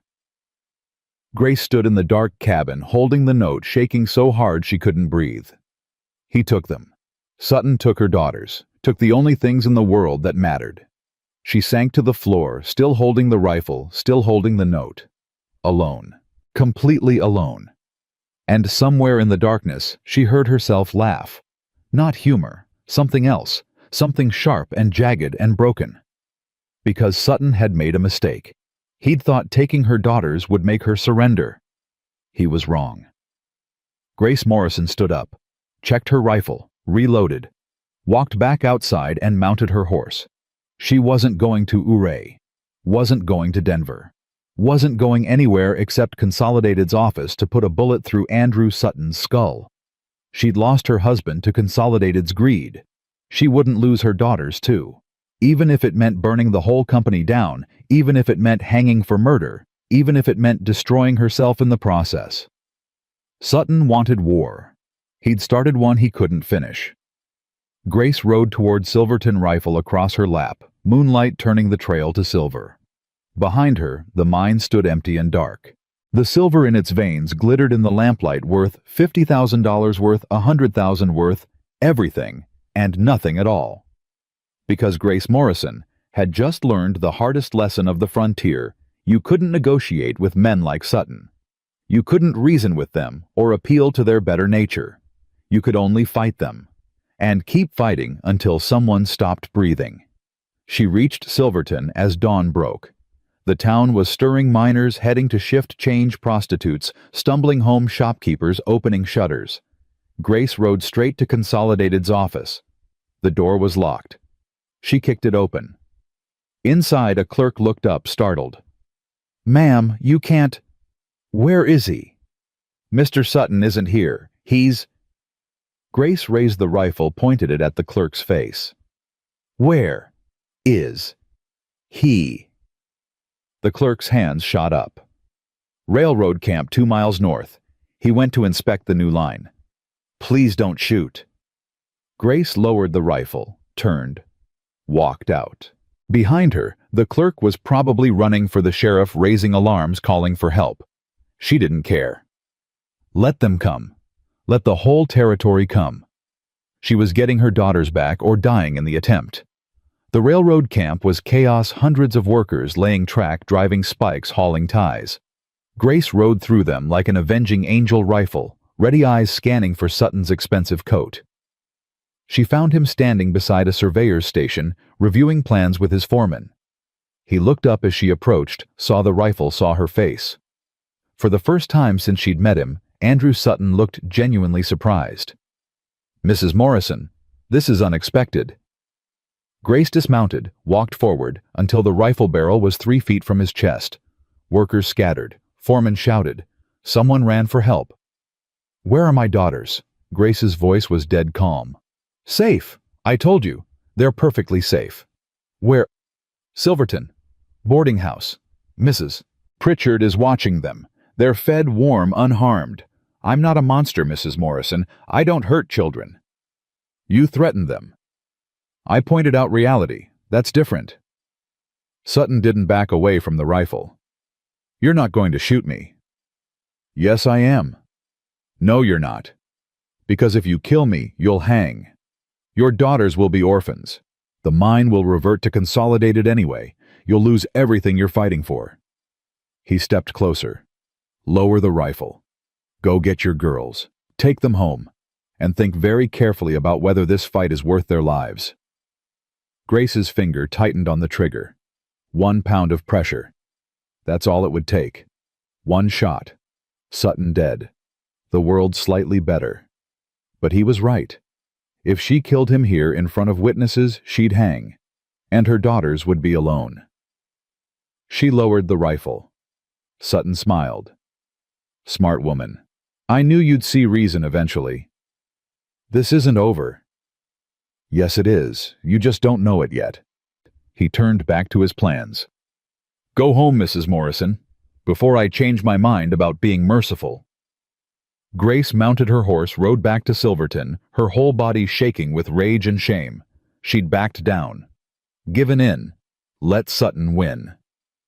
The boarding house stood on a quiet street. Grace tied her horse, walked up the steps, knocked. Mrs. Pritchard answered, the same woman who'd turned them away that first night. "Your daughters are in the parlor," she said coldly. "Mr. Sutton paid for 3 days' lodging. After that, you're on your own." Grace pushed past her. Lily and Emma sat on a sofa, holding each other, faces pale but unharmed. When they saw Grace, they ran to her, sobbing, clinging. "Mama." "It's okay, babies. It's okay. I've got you." "The men came at night," Lily said through tears. "They said we had to go with them or they'd burn the cabin. We didn't know what to do. We were so scared." "You did the right thing." Grace held them both. "You stayed safe. That's all that matters." They rode back to the mine together, slow and quiet. The cabin was still standing, still empty. Grace got the girls inside, built a fire, made tea from the last of their supplies. "Are we going to lose the mine, Mama?" Emma asked. Grace looked at her daughters, so brave, so trusting, believing she could protect them from monsters like Sutton. "I don't know, baby." What are we going to do? That was the question. What could she do? Sutton had all the power, the money, the connections, the willingness to threaten children. She had nothing except rage and a rifle and a mind she couldn't work without putting her daughters in danger. "We survive," Grace said finally, "one day at a time, like we've been doing." But that night, lying awake with Lily and Emma curled against her, Grace Morrison made a decision. She couldn't beat Sutton alone, couldn't fight Consolidated single-handed, couldn't protect her daughters and work the mine and testify in court all at once. She needed help, real help. Not just Miguel and his quiet rebellion, not just Flint trapped in Denver. She needed the one thing Sutton couldn't buy and couldn't threaten. She needed the truth, loud and public and impossible to ignore. At dawn, Grace started writing. Everything. Every threat Sutton had made. Every bribe he'd paid. Every miner who'd died in suspicious collapses. Every widow left penniless. Every claim stolen. She wrote for 8 hours straight, filling pages with cramped handwriting documenting 4 years of Consolidated's corruption. When she finished, she had 40 pages. A book of crimes. "What's that, Mama?" Lily asked. "Justice," Grace said. "Or the start of it anyway." She sealed the pages in an oilskin packet, addressed it to the Denver newspapers, to the territorial governor, to every authority she could think of who might care about one widow's accusations. Then she gave it to Miguel when he returned from Ouray with $300 from the ore sale. "Take this to Denver," she said. "Find Flint. Give him this and the money. Tell him I need him to make sure this reaches the right people. People Sutton can't buy." Miguel looked at the packet. "If Sutton finds out I'm carrying this, he'll kill you. I know. That's why I'm asking, not ordering. You can refuse." Miguel was quiet for a long moment. Then he took the packet. "Your husband saved my claim. I told you I'd repay that debt." He tucked the pages into his coat. "I'll get this to Flint, and I'll come back, with help if I can find it. Thank you." "Don't thank me yet, Senora. Thank me when we win." He rode away at midnight. Grace watched him go, carrying her last hope in his saddlebag. Then she went inside, barred the door, and waited. For Sutton's next move. For Flint's response. For the moment when everything either came together or fell completely apart. Outside, the mountain loomed dark and enormous. The mine entrance gaped like a mouth. And somewhere in Silverton, Andrew Sutton sat in his office planning his next attack. Grace cleaned her rifle, checked her ammunition, taught Lily to load, taught Emma to shoot, because when Sutton came, and he would come, she'd be ready. 3 days of silence. Then the riders came. Grace saw them from the cabin window, 8 men, maybe 10, moving up the trail in the gray morning light. Not Sutton's usual crew. These were different. Harder. The kind of men who got paid to make problems disappear. "Girls, get to the cache. Now." Lily grabbed Emma's hand, started for the back door. Grace caught Lily's shoulder. "If shooting starts, you run. Don't look back. Don't wait for me. You go straight to Ophir and find Mrs. Chen. Understand?" "Mama. Understand." Lily's eyes filled with tears. "Yes, Mama." "Good girl. Now go." They disappeared into the timber. Grace watched until she couldn't see them anymore, then turned back to the window. The riders were closer now. She could make out faces. The scarred man led them. Behind him, others she didn't recognize. Men with dead eyes and patient hands. Grace checked her rifle. 12 shots. She had another rifle hidden under the floorboards and her husband's pistol in her belt. Maybe 30 rounds total. Against 10 men. The math was simple. She was going to die. The thought should have terrified her. Instead, it felt almost peaceful. No more running. No more fear. Just one last fight and then rest. The riders stopped 50 feet from the cabin. Scarred man dismounted, walked forward alone, hands visible and empty. "Mrs. Morrison, I'm hoping we can talk before this gets ugly." Grace opened the door, stepped onto the porch, rifle loose in her hands. "Talk fast." "Mr. Sutton sent us with a final offer. $20,000, cash, today. You sign the claim over, take your girls and leave Colorado. No hard feelings, clean break. And if I refuse, then we're authorized to take possession of the property, by force if necessary." He gestured at the cabin. "Your daughters aren't here. I checked. That's smart. Shows you understand what's about to happen." "You're going to kill me." "Only if you make us. Mr. Sutton would prefer you alive. Witnesses complicate things, but he's done being patient." The scarred man pulled papers from his coat. "Sign these. Transfer the deed. Walk away. Live to see your girls grow up." Grace looked at the papers. Legal documents probably drawn up by Sutton's lawyers, probably worthless once she was dead anyway. Because men like Sutton didn't leave loose ends. Even if she signed, even if she left, he'd find a way to silence her eventually. "How much is he paying you?" she asked. $50. Each." "That's all $50 to murder a widow." The scarred man shrugged. "It's honest work, better than mining." "It's evil." "Maybe, but evil pays better." He held out the papers. "Last chance, Mrs. Morrison." Grace raised the rifle, pointed it at his chest. "Get off my land." He sighed. "Figured you'd say that." He stepped back. The other riders dismounted, spread out rifles ready. Professional, efficient. They'd done this before. Grace fired. The scarred man dove sideways. Her bullet took the man behind him in the shoulder, spun him around. The others opened fire bullets, chewing into the cabin wall, splintering wood, shattering windows. Grace dropped behind the doorframe, reloaded, fired blind through the broken window. Heard someone scream. Reloaded again. The cabin was coming apart around her, each bullet finding wood and glass and stone. A voice shouted, "Flank her around the back." Grace abandoned the front door, ran to the rear window. 2 men were circling toward the cache where her daughters were hiding. She fired twice. Both men dropped. Not dead, she could hear them cursing, but hurt enough to slow down. More bullets hammered the cabin. Grace reloaded with shaking hands. 5 shots left in this rifle. The other rifle was across the room. The pistol had 6 rounds. 11 shots total against 6 men still standing. The shooting stopped. Silence, heavy and waiting. "Mrs. Morrison?" The scarred man's voice came from somewhere left of the cabin. "You got 2 of my men. I'm impressed. But you're out of time. We're coming in. You can die fighting or die running. Either way, you're dying today." Grace looked around the cabin. Her home. Her husband's dream. Everything they'd fought for reduced to splinters and broken glass.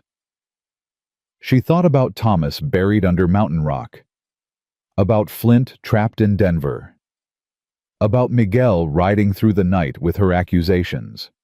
About Lily and Emma hiding in the woods, listening to gunfire, knowing their mother was dying.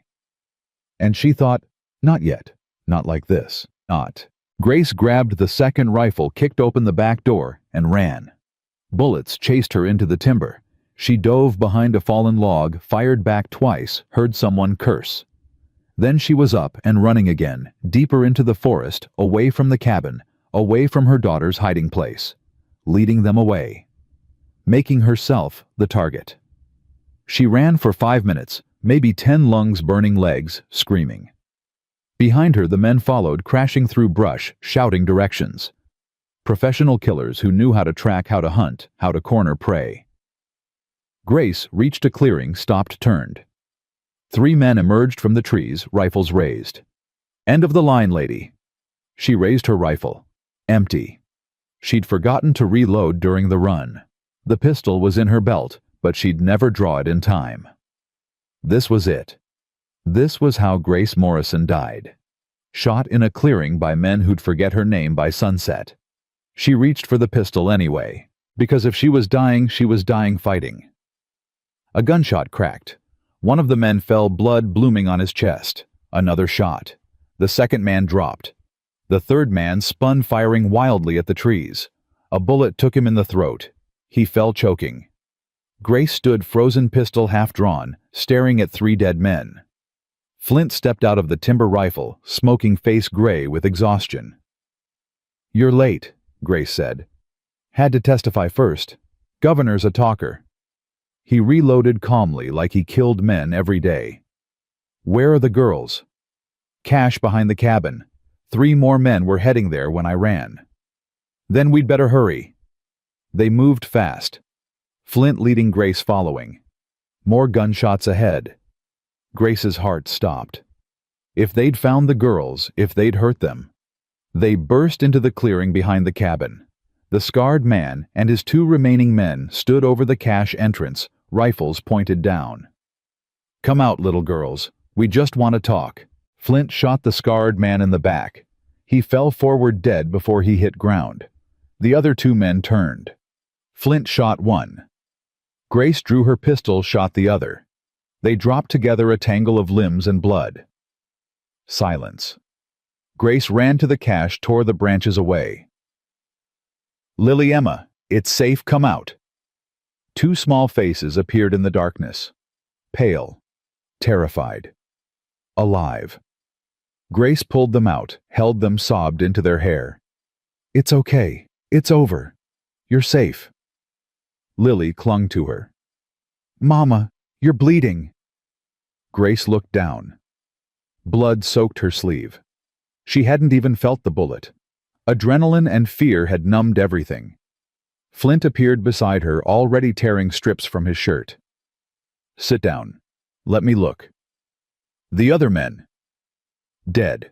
All of them. Miguel's coming up the trail with 20 miners from Ouray. They heard about the investigation, heard about Sutton's threats. Decided to stand with you. He tied the makeshift bandage tight. "You're lucky. Bullet went through clean. You'll live." "How did you get here so fast?" "Miguel found me 3 days ago. Showed me your papers. We rode straight back, gathering people along the way." Flint met her eyes. "Grace, your testimony reached the governor. He's issuing arrest warrants for Sutton and 3 of his foremen. Consolidated's board is moving to remove him. It's over." Grace stared at him. "What?" "You won. The corruption's exposed. The newspapers ran your story. The territorial legislature is calling hearings. Sutton's finished. But he sent these men to kill me. Last desperate move. He knew he was losing everything. Figured if you were dead, the case would collapse." Flint looked at the bodies scattered around the clearing. He was wrong. Grace sat on the ground, suddenly exhausted. 10 men. He sent 10 men to murder me over a mine. Not just a mine. Pride. Power. Control. Flint knelt beside her. Men like Sutton don't accept defeat. They burn everything down rather than lose. You survived that. Most people don't. Lily and Emma pressed against Grace's sides. She wrapped her arms around them, feeling their hearts beat against her ribs. Alive. All of them alive. Miguel emerged from the trees with his promised miners, rough men, hard men, men who'd lost claims or brothers or dignity to Consolidated's greed. They looked at the bodies, at Grace, bleeding on the ground, at Flint, standing guard with his rifle. "Señora," Miguel said quietly, "you need a doctor.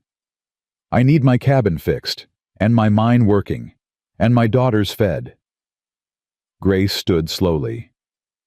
"The doctor can wait." "Grace." "I said he can wait." She looked at the miners. "You came to help, then help. Get these bodies out of here. Fix my cabin. Shore up my mine entrance. I'm not abandoning this claim, not after what it cost." The miners exchanged glances. Then, one by one, they nodded. They worked through the afternoon and into the night. Repairs on the cabin, on the hutayed. New timber for the mine. Someone rode to Silverton for supplies, came back with food and medicine and news. "Sheriff arrested Sutton an hour ago. Governor's warrant came through on the telegraph. Consolidated's office is shut down. Federal marshals are coming from Denver to take him to trial." Grace sat on the cabin steps, arm bandaged. daughters beside her listening to justice arrive like a distant storm. "It's really over?" Emma asked. "The fighting is. The rest is just paperwork." Grace looked at Flint standing nearby with his rifle. "What happens now?" "Now you work your mine, extract your silver, sell it legally, build your life." He sat beside her. "Now you become the thing Sutton was terrified of, a successful woman who doesn't need powerful men to survive." "I needed you." "Temporarily. You won't forever." He smiled slightly. "You'll hire miners, build a company, maybe even buy out Consolidated's assets when they liquidate. Turn this claim into an empire." "I don't want an empire. I want my daughters safe and fed. That's all." "Then you'll have that. Finally." Grace leaned against him without thinking. He stiffened, then relaxed, put an arm around her shoulders. Lily and Emma watched, said nothing, but Emma smiled. 2 days later, the federal marshals arrived with arrest warrants for Sutton's foreman and affidavits from a dozen miners willing to testify. Grace gave her own testimony, 4 hours of detailed accusations, documented threats, witnessed crimes. The lead marshal wrote it all down with grim efficiency. "Ma'am, you understand, you'll need to testify in Denver, probably multiple times. Defense will try to tear you apart on the stand." "Let them try." The marshal almost smiled. "Yes, ma'am, I expect you'll do just fine." Sutton's trial took 3 months. Grace traveled to Denver twice, testified both times, faced down lawyers who called her a liar and a gold digger, and worse. She stood in the witness box and recited every threat, every bribe, every murdered miner. The jury deliberated for 6 hours. Found Sutton guilty on 14 counts of fraud, corruption, and conspiracy to commit murder. The judge sentenced him to 20 years in territorial prison. Grace sat in the courtroom gallery, Flint beside her, and felt nothing. No triumph, no satisfaction, just bone-deep exhaustion and the quiet knowledge that her husband's death finally meant something. "You did it," Flint whispered. "We did it." "No. This was you. I just helped." He squeezed her hand. "Thomas would be proud." Grace's throat tightened. "I hope so." They returned to the mine 3 days before Christmas. Snow covered the mountains, deep and white and clean. The cabin stood solid, newly repaired, smoke rising from the chimney. Inside, Miguel had left supplies, flour, coffee, salt, even a small bag of candy for the girls. "He's a good man," Grace said. "He respects you." "They all do." Flint built up the fire. "You're a legend now. The widow who took down Consolidated Silver. People are writing songs about you." "That's ridiculous." "That's the frontier. We love a good revenge story." He handed her coffee. "What are you going to do now?" "Really?" Grace looked at her daughters, playing by the fire, laughing for the first time in months. Looked at the mine entrance, dark and promising. Looked at Flint, steady and sober and alive. "I'm going to work my claim, hire Miguel full-time, maybe a few other miners, extract enough silver to live on, build a real house, send my girls to school." She paused.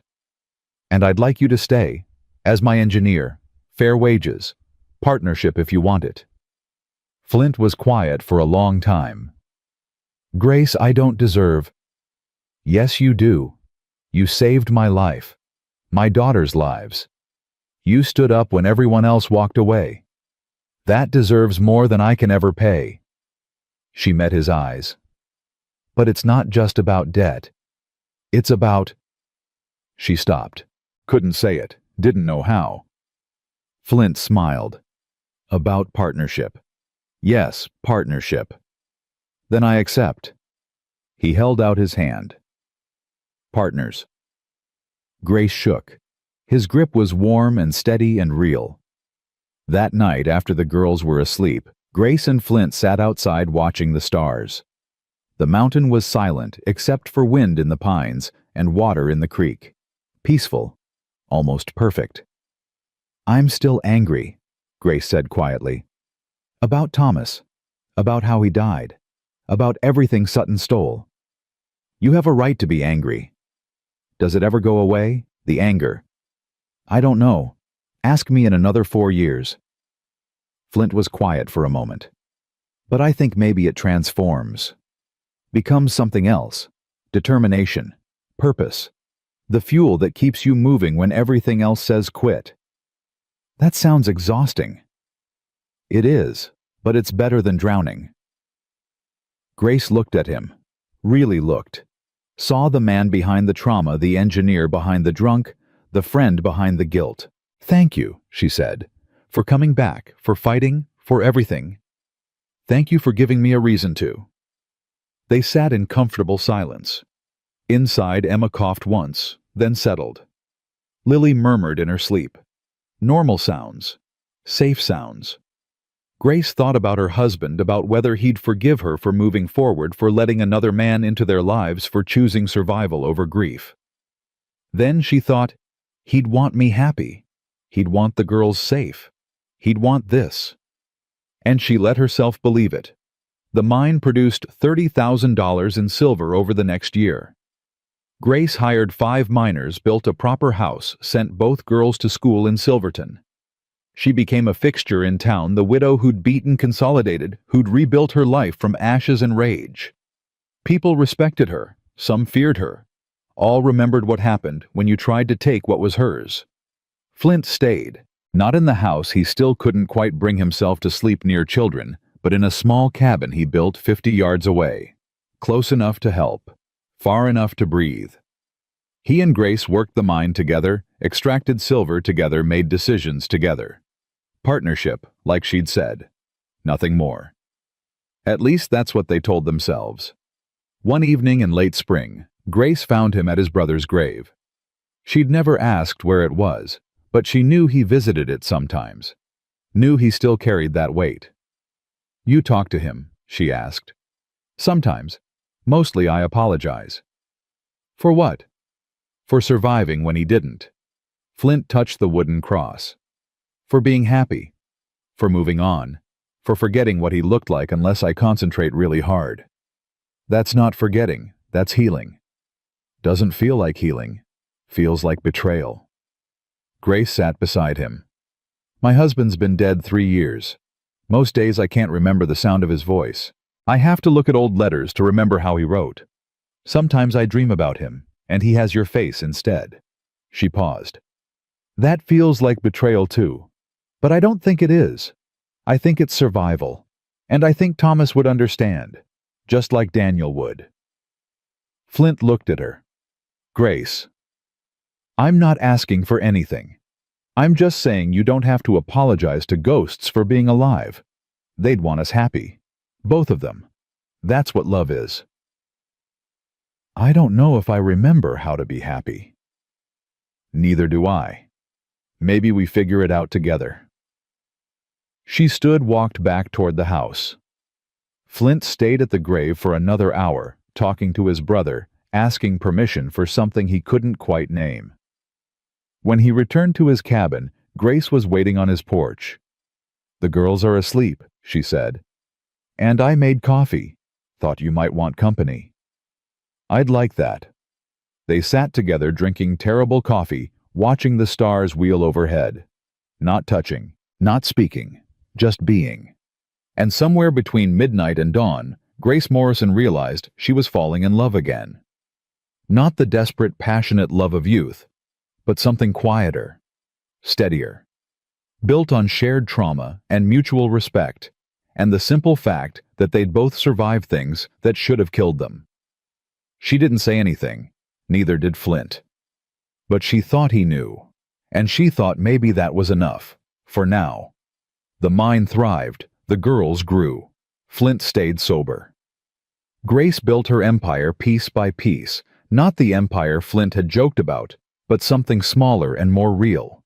A working claim, a profitable business, a family. 1 year became 2, 2 became 3. Life developed a rhythm work, and meals, and laughter, and occasional visits to Denver for the ongoing legal battles as Consolidated's assets were liquidated and distributed. Grace bought some of those assets. Water rights, Timber claims, a stamping mill. She paid fair prices and hired fair wages and treated her workers like humans instead of equipment. People noticed. Other mining companies noticed. Within 5 years, Grace Morrison was one of the most successful independent operators in Colorado Territory. Within 10, she was wealthier than Sutton had ever been. But she never forgot where she started. Never forgot the terror of that first night, rejected and desperate, watching her daughters freeze. Never forgot the taste of poverty, of powerlessness, of a world designed to crush women who dared claim space. She used her wealth carefully. Bought failing claims from desperate miners at fair prices, loaned money at reasonable rates, hired widows and orphans, built housing for families, started a school, became the thing Sutton had tried to destroy, a powerful woman who made the frontier better instead of extracting until nothing remained. And through it all, Flint was there. Engineering, advising, standing beside her when she needed support and stepping back when she needed space. They never married, never even discussed it, but everyone in Silverton knew they were partners in every way that mattered. Lily graduated from school at 16, went to college in Denver, came back to run the company's finances. Emma became a teacher, opened her own school in Silverton, taught miners' children to read. Both girls remembered the man who'd saved them. Both visited his cabin sometimes, brought him books, asked advice, treated him like family. "You're good with them," Grace said one evening, watching Flint explain engineering principles to Lily. "They're good kids. You raised them right." "We raised them right." Flint looked at her. "Grace, don't argue. You've been here for 12 years. You taught them to shoot, to track, to think. Your family. Accept it. I'm the hired help. You're my partner. There's a difference." "Is there?" Grace smiled. "I'm still deciding." He laughed. Actually laughed. The sound was rusty but real. That night, for the first time since Eleanor and Daniel died, James Garrett slept in a house instead of a cabin, in a real bed instead of a rope frame, under the same roof as children instead of hiding from them. Grace didn't ask why he finally came inside. Didn't need to. Some things you didn't question. You just accepted as the gift they were. Morning came soft and golden. Grace woke to find Flint already gone from the house, but his coffee cup sat on the table still warm. Through the window, she saw him working on the new shaft entrance, reinforcing beams, with the same careful precision he'd brought to everything for 12 years. 12 years. Sometimes it felt like yesterday, sometimes like a lifetime ago. Lily appeared in the doorway, 28, now sharp-eyed and confident. "Mama, the accountant's here from Denver. Says we need to discuss expansion. Tell him I'll be there in an hour. He says it's urgent." "Everything's urgent with accountants." Grace poured coffee. "How's the stamping mill running?" "Perfectly. Miguel's crew pulled another 1,000 pounds last week. The Ouray contracts are solid through next year." Lily studied her mother. "When are you going to marry him?" Grace nearly dropped her cup. "What? Mr. Flint, when are you going to marry him? You've been dancing around each other for over a decade. Emma and I have a bet going." "That's inappropriate." "That's honest." Lily smiled. "Mama, you're not fooling anyone. The way you look at him, the way he looks at you. You're already married in every way except the legal one. Why not make it official?" "Because marriage is complicated. Because I was married once and lost him. Because Flint lost his whole family and barely survived it. Because—" Grace stopped. "Because I'm afraid." "Of what?" "Of losing him too. Of being happy and having it ripped away again." Grace set down her cup. "Your father died chasing this mine. Flint's brother died in a collapse. Everyone I've loved has been destroyed by silver and greed and mountains. Maybe I'm not supposed to have more than what I've already got." Lily reached across the table, took her mother's hand. "Or maybe you're supposed to grab happiness when you find it. Papa would want that. Daniel would want that. And Mr. Flint definitely wants that, even if he's too scared to say it." "You're very wise for 28. I learned from the best." Lily stood. "Talk to him, Mama, before you're both too old to enjoy it." She left. Grace sat alone with her coffee thinking about fear and love and the difference between surviving and living. The accountant wanted to buy another claim, the old consolidated property, up for auction after the company's final liquidation. Prime location, solid infrastructure, $20,000. "It's a bargain," he said, spreading papers across Grace's desk. "With your operation, you could have it profitable in 6 months. Or I could overextend and lose everything." Grace studied the numbers. How much capital would it require? $30,000 initial investment. Another $10,000 for labor and equipment. $40,000. Grace had it. Barely. But spending that much would leave nothing for emergencies, for the girls' futures, for the safety net she'd built so carefully. "I need to think about it." "Mrs. Morrison, this property won't last. 3 other companies are interested." "Then one of them can have it." Grace stood. "I didn't build this business by rushing into bad decisions. I'll give you my answer in a week." The accountant left, frustrated. Grace walked outside, found Flint measuring timber. "You heard?" she asked. "Hard not to. Man talks loud." Flint marked a beam, set down his pencil. "What are you thinking?" "I'm thinking 40,000 is a lot of money to risk on maybe." "True, but you've built your whole life on maybe. Came here with $12 and 2 daughters. Look at you now." "That's different. Then I had nothing to lose. Now I have everything."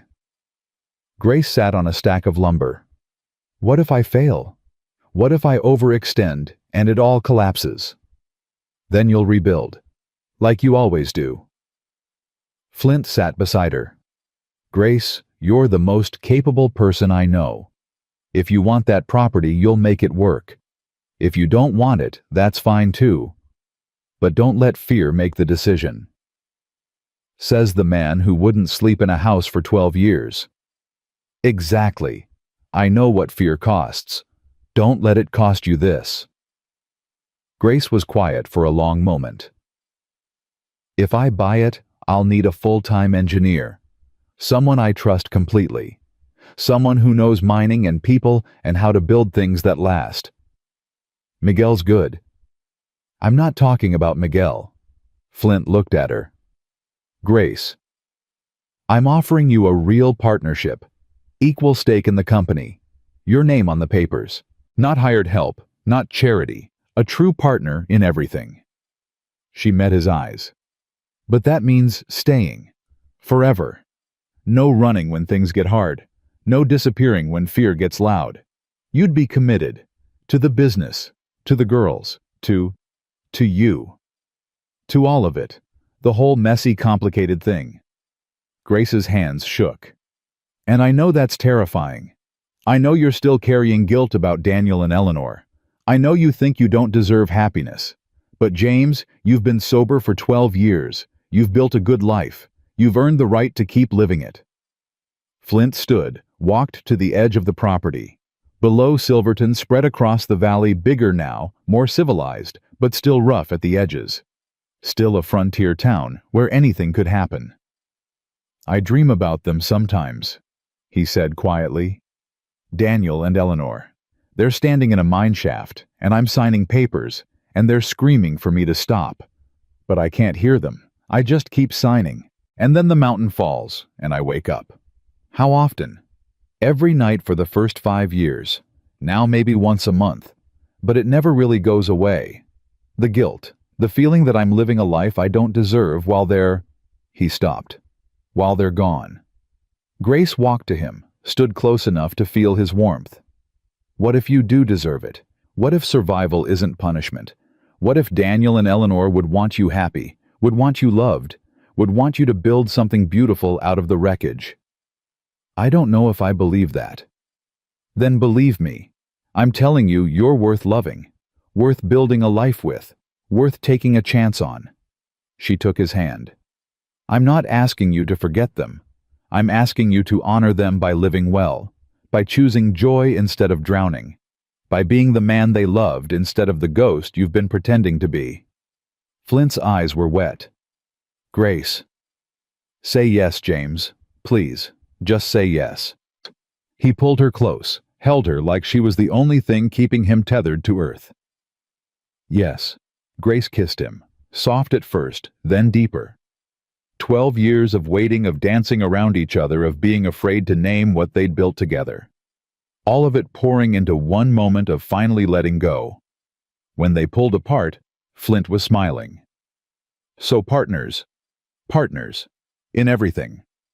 Even the terrifying parts. Especially those. They told the girls that evening. Lily cheered.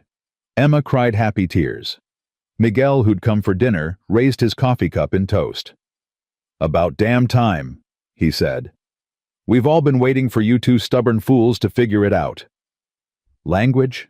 Grace said automatically. "Senora, you face down consolidated silver. I think you can handle a little cursing." Miguel grinned. "So when's the wedding?" Grace and Flint exchanged glances. "We haven't discussed spring," Lily said firmly. "Before you both lose your nerve." Lily. "Mama, you're 46. Mr. Flint's 52. You don't have forever. Get married. Be happy. Stop wasting time." Emma nodded. "She's right. Life's too short to be scared." Grace looked at Flint. He shrugged. "They make a good argument." "Fine. Spring. Small ceremony. Nothing fancy." "Deal." Flint squeezed her hand under the table. That night, after everyone left, they sat on the porch watching stars wheel overhead. The same stars that had watched Grace arrive desperate and freezing. The same stars that had witnessed every fight, every loss, every small victory. "I'm still scared," Grace admitted. "Me too." "What if something happens? What if—" "Then we'll handle it. Together." Flint kissed her forehead. "Grace, we've survived things that should have killed us. I think we can manage being happy." "You make it sound easy." "It's not easy, but it's worth trying." They married in April, just as the aspens leafed out and the snowmelt turned creeks into rivers. Small ceremony like Grace wanted, just the girls, Miguel, and his family. A few minors, the Reverend from Silverton. Grace wore a simple dress, blue instead of white, practical. Flint wore his best shirt, hands shaking as he slipped a gold band onto her finger. "I promise," he said quietly, "to stand with you, to work beside you, to never let fear make me a coward again." "I promise," Grace replied, "to trust you, to build this life with you, to choose happiness even when it's terrifying." The Reverend pronounced them married. Lily and Emma hugged them both. Miguel broke out whiskey he'd been saving for 12 years. "To the widow who beat Consolidated," he toasted. "And the engineer who saved himself. May you both live long enough to bore your grandchildren with these stories." They drank. They danced. They celebrated until the stars came out. Later, alone in the house they'd built together, Grace and Flint lay in the darkness holding hands. "Are you happy?" she asked. "I think so. It's been so long I barely recognize the feeling." He rolled toward her. "Are you terrified?" "But yes. Happy." "Good." They fell asleep like that, two people who'd found each other in the wreckage and built something stronger than grief. The company thrived. Grace bought the Consolidated property. Flint engineered it, turned it profitable in 5 months instead of 6. Within 2 years, Morrison Garrett Mining was the largest independent operation in the territory. But Grace never forgot where she'd started. Every winter she hired on widows who needed work, paid them fair wages, gave them a chance to rebuild. "You're running a charity, not a company," the accountant complained. "I'm running both. The profit margins prove it." Grace didn't look up from her ledgers. "Any other concerns?" "Just that your competitors think you're soft, that you're exploiting your own tragedy for publicity." "Let them think what they want. I'm making money and helping people. If that makes me soft, I'll wear the label proudly." The accountant left. Flint, who'd been listening from the doorway, smiled. "You're terrifying when you're right, you know that. I learned from experience. Being right is the only thing men like Sutton understand." "Sutton's still in prison." "Good. Hope he rots there." Grace set down her pen. How's the new shaft? Stable. We'll start extracting next week. Should pull 50,000 in silver by year's end. 50,000. Grace shook her head. Sometimes I still can't believe this is real. That we built this. That we survived. Surviving was the easy part. Building was harder. Flint crossed to her desk, kissed the top of her head. But we did it. We did. Lily married at 30, a banker's son from Denver, who treated her like an equal and never once asked her to give up the family business. Emma stayed single, dedicated to her school shaping young minds the way Grace had once shaped hers. Both girls thrived. Both girls remembered. Both girls told their own children about the grandmother who'd beaten Consolidated Silver with nothing but rage and determination and a drunk engineer's help. Was she really that brave? Lily's daughter asked one afternoon. Grace, 60, now gray-haired but still sharp-eyed, smiled. I was really that desperate. Bravery came later. But you fought all those men. You testified against Mr. Sutton. You built this whole company. I did what I had to do. Any mother would have done the same. That's not true, Grandma. Most mothers would have given up. Grace looked at Flint, 72, now moving slower, but still steady, still sober, still hers. I had help, she said. That's the secret. None of us survive alone. We find people worth fighting for, and we hold on. Is that why you married Grandpa Flint? Part of it. Mostly I married him because he made terrible coffee and someone needed to teach him properly. Flint laughed from across the room. Lies. My coffee's fine. Your coffee's awful. Always has been. And yet you kept drinking it. Because it was yours. Their granddaughter watched them smiling. You really love each other. Yes, Grace said simply. We really do. The years passed. Grace and Flint grew old together working the mine until their bodies said stop, then transitioning to advisory roles, while Lily and Emma ran the daily operations. The company expanded, survived market crashes, weathered strikes and disasters. But through it all, the core remained. The cabin Grace had fought to keep. The mine Thomas had died for. The silver that had cost so much blood and fear and determination. And the family that had been forged from loss and transformed into something beautiful. One evening, 40 years after that first desperate night, Grace and Flint sat on their porch watching the sunset paint the mountains gold and red. Both were old now, worn by work and time and living. But both were here. Both were alive. Do you ever regret it? Grace asked. Staying building this life instead of running? Every day for the first year. Every week for the second, never again after that. Flint took her hand. You... Not once. Grace squeezed his fingers. Not even when it was hardest. You and the girls and this place, it was worth every fight. We did good, didn't we? We did better than good. We survived, and then we thrived. And then we built something that'll outlast us both. Grace looked at the mine entrance, still producing, still profitable, still standing. Thomas would be proud. Daniel too. Flint was quiet for a moment. I visited his grave last week. Told him about the grandchildren, about the company, about how I finally stopped apologizing for being alive. What did he say?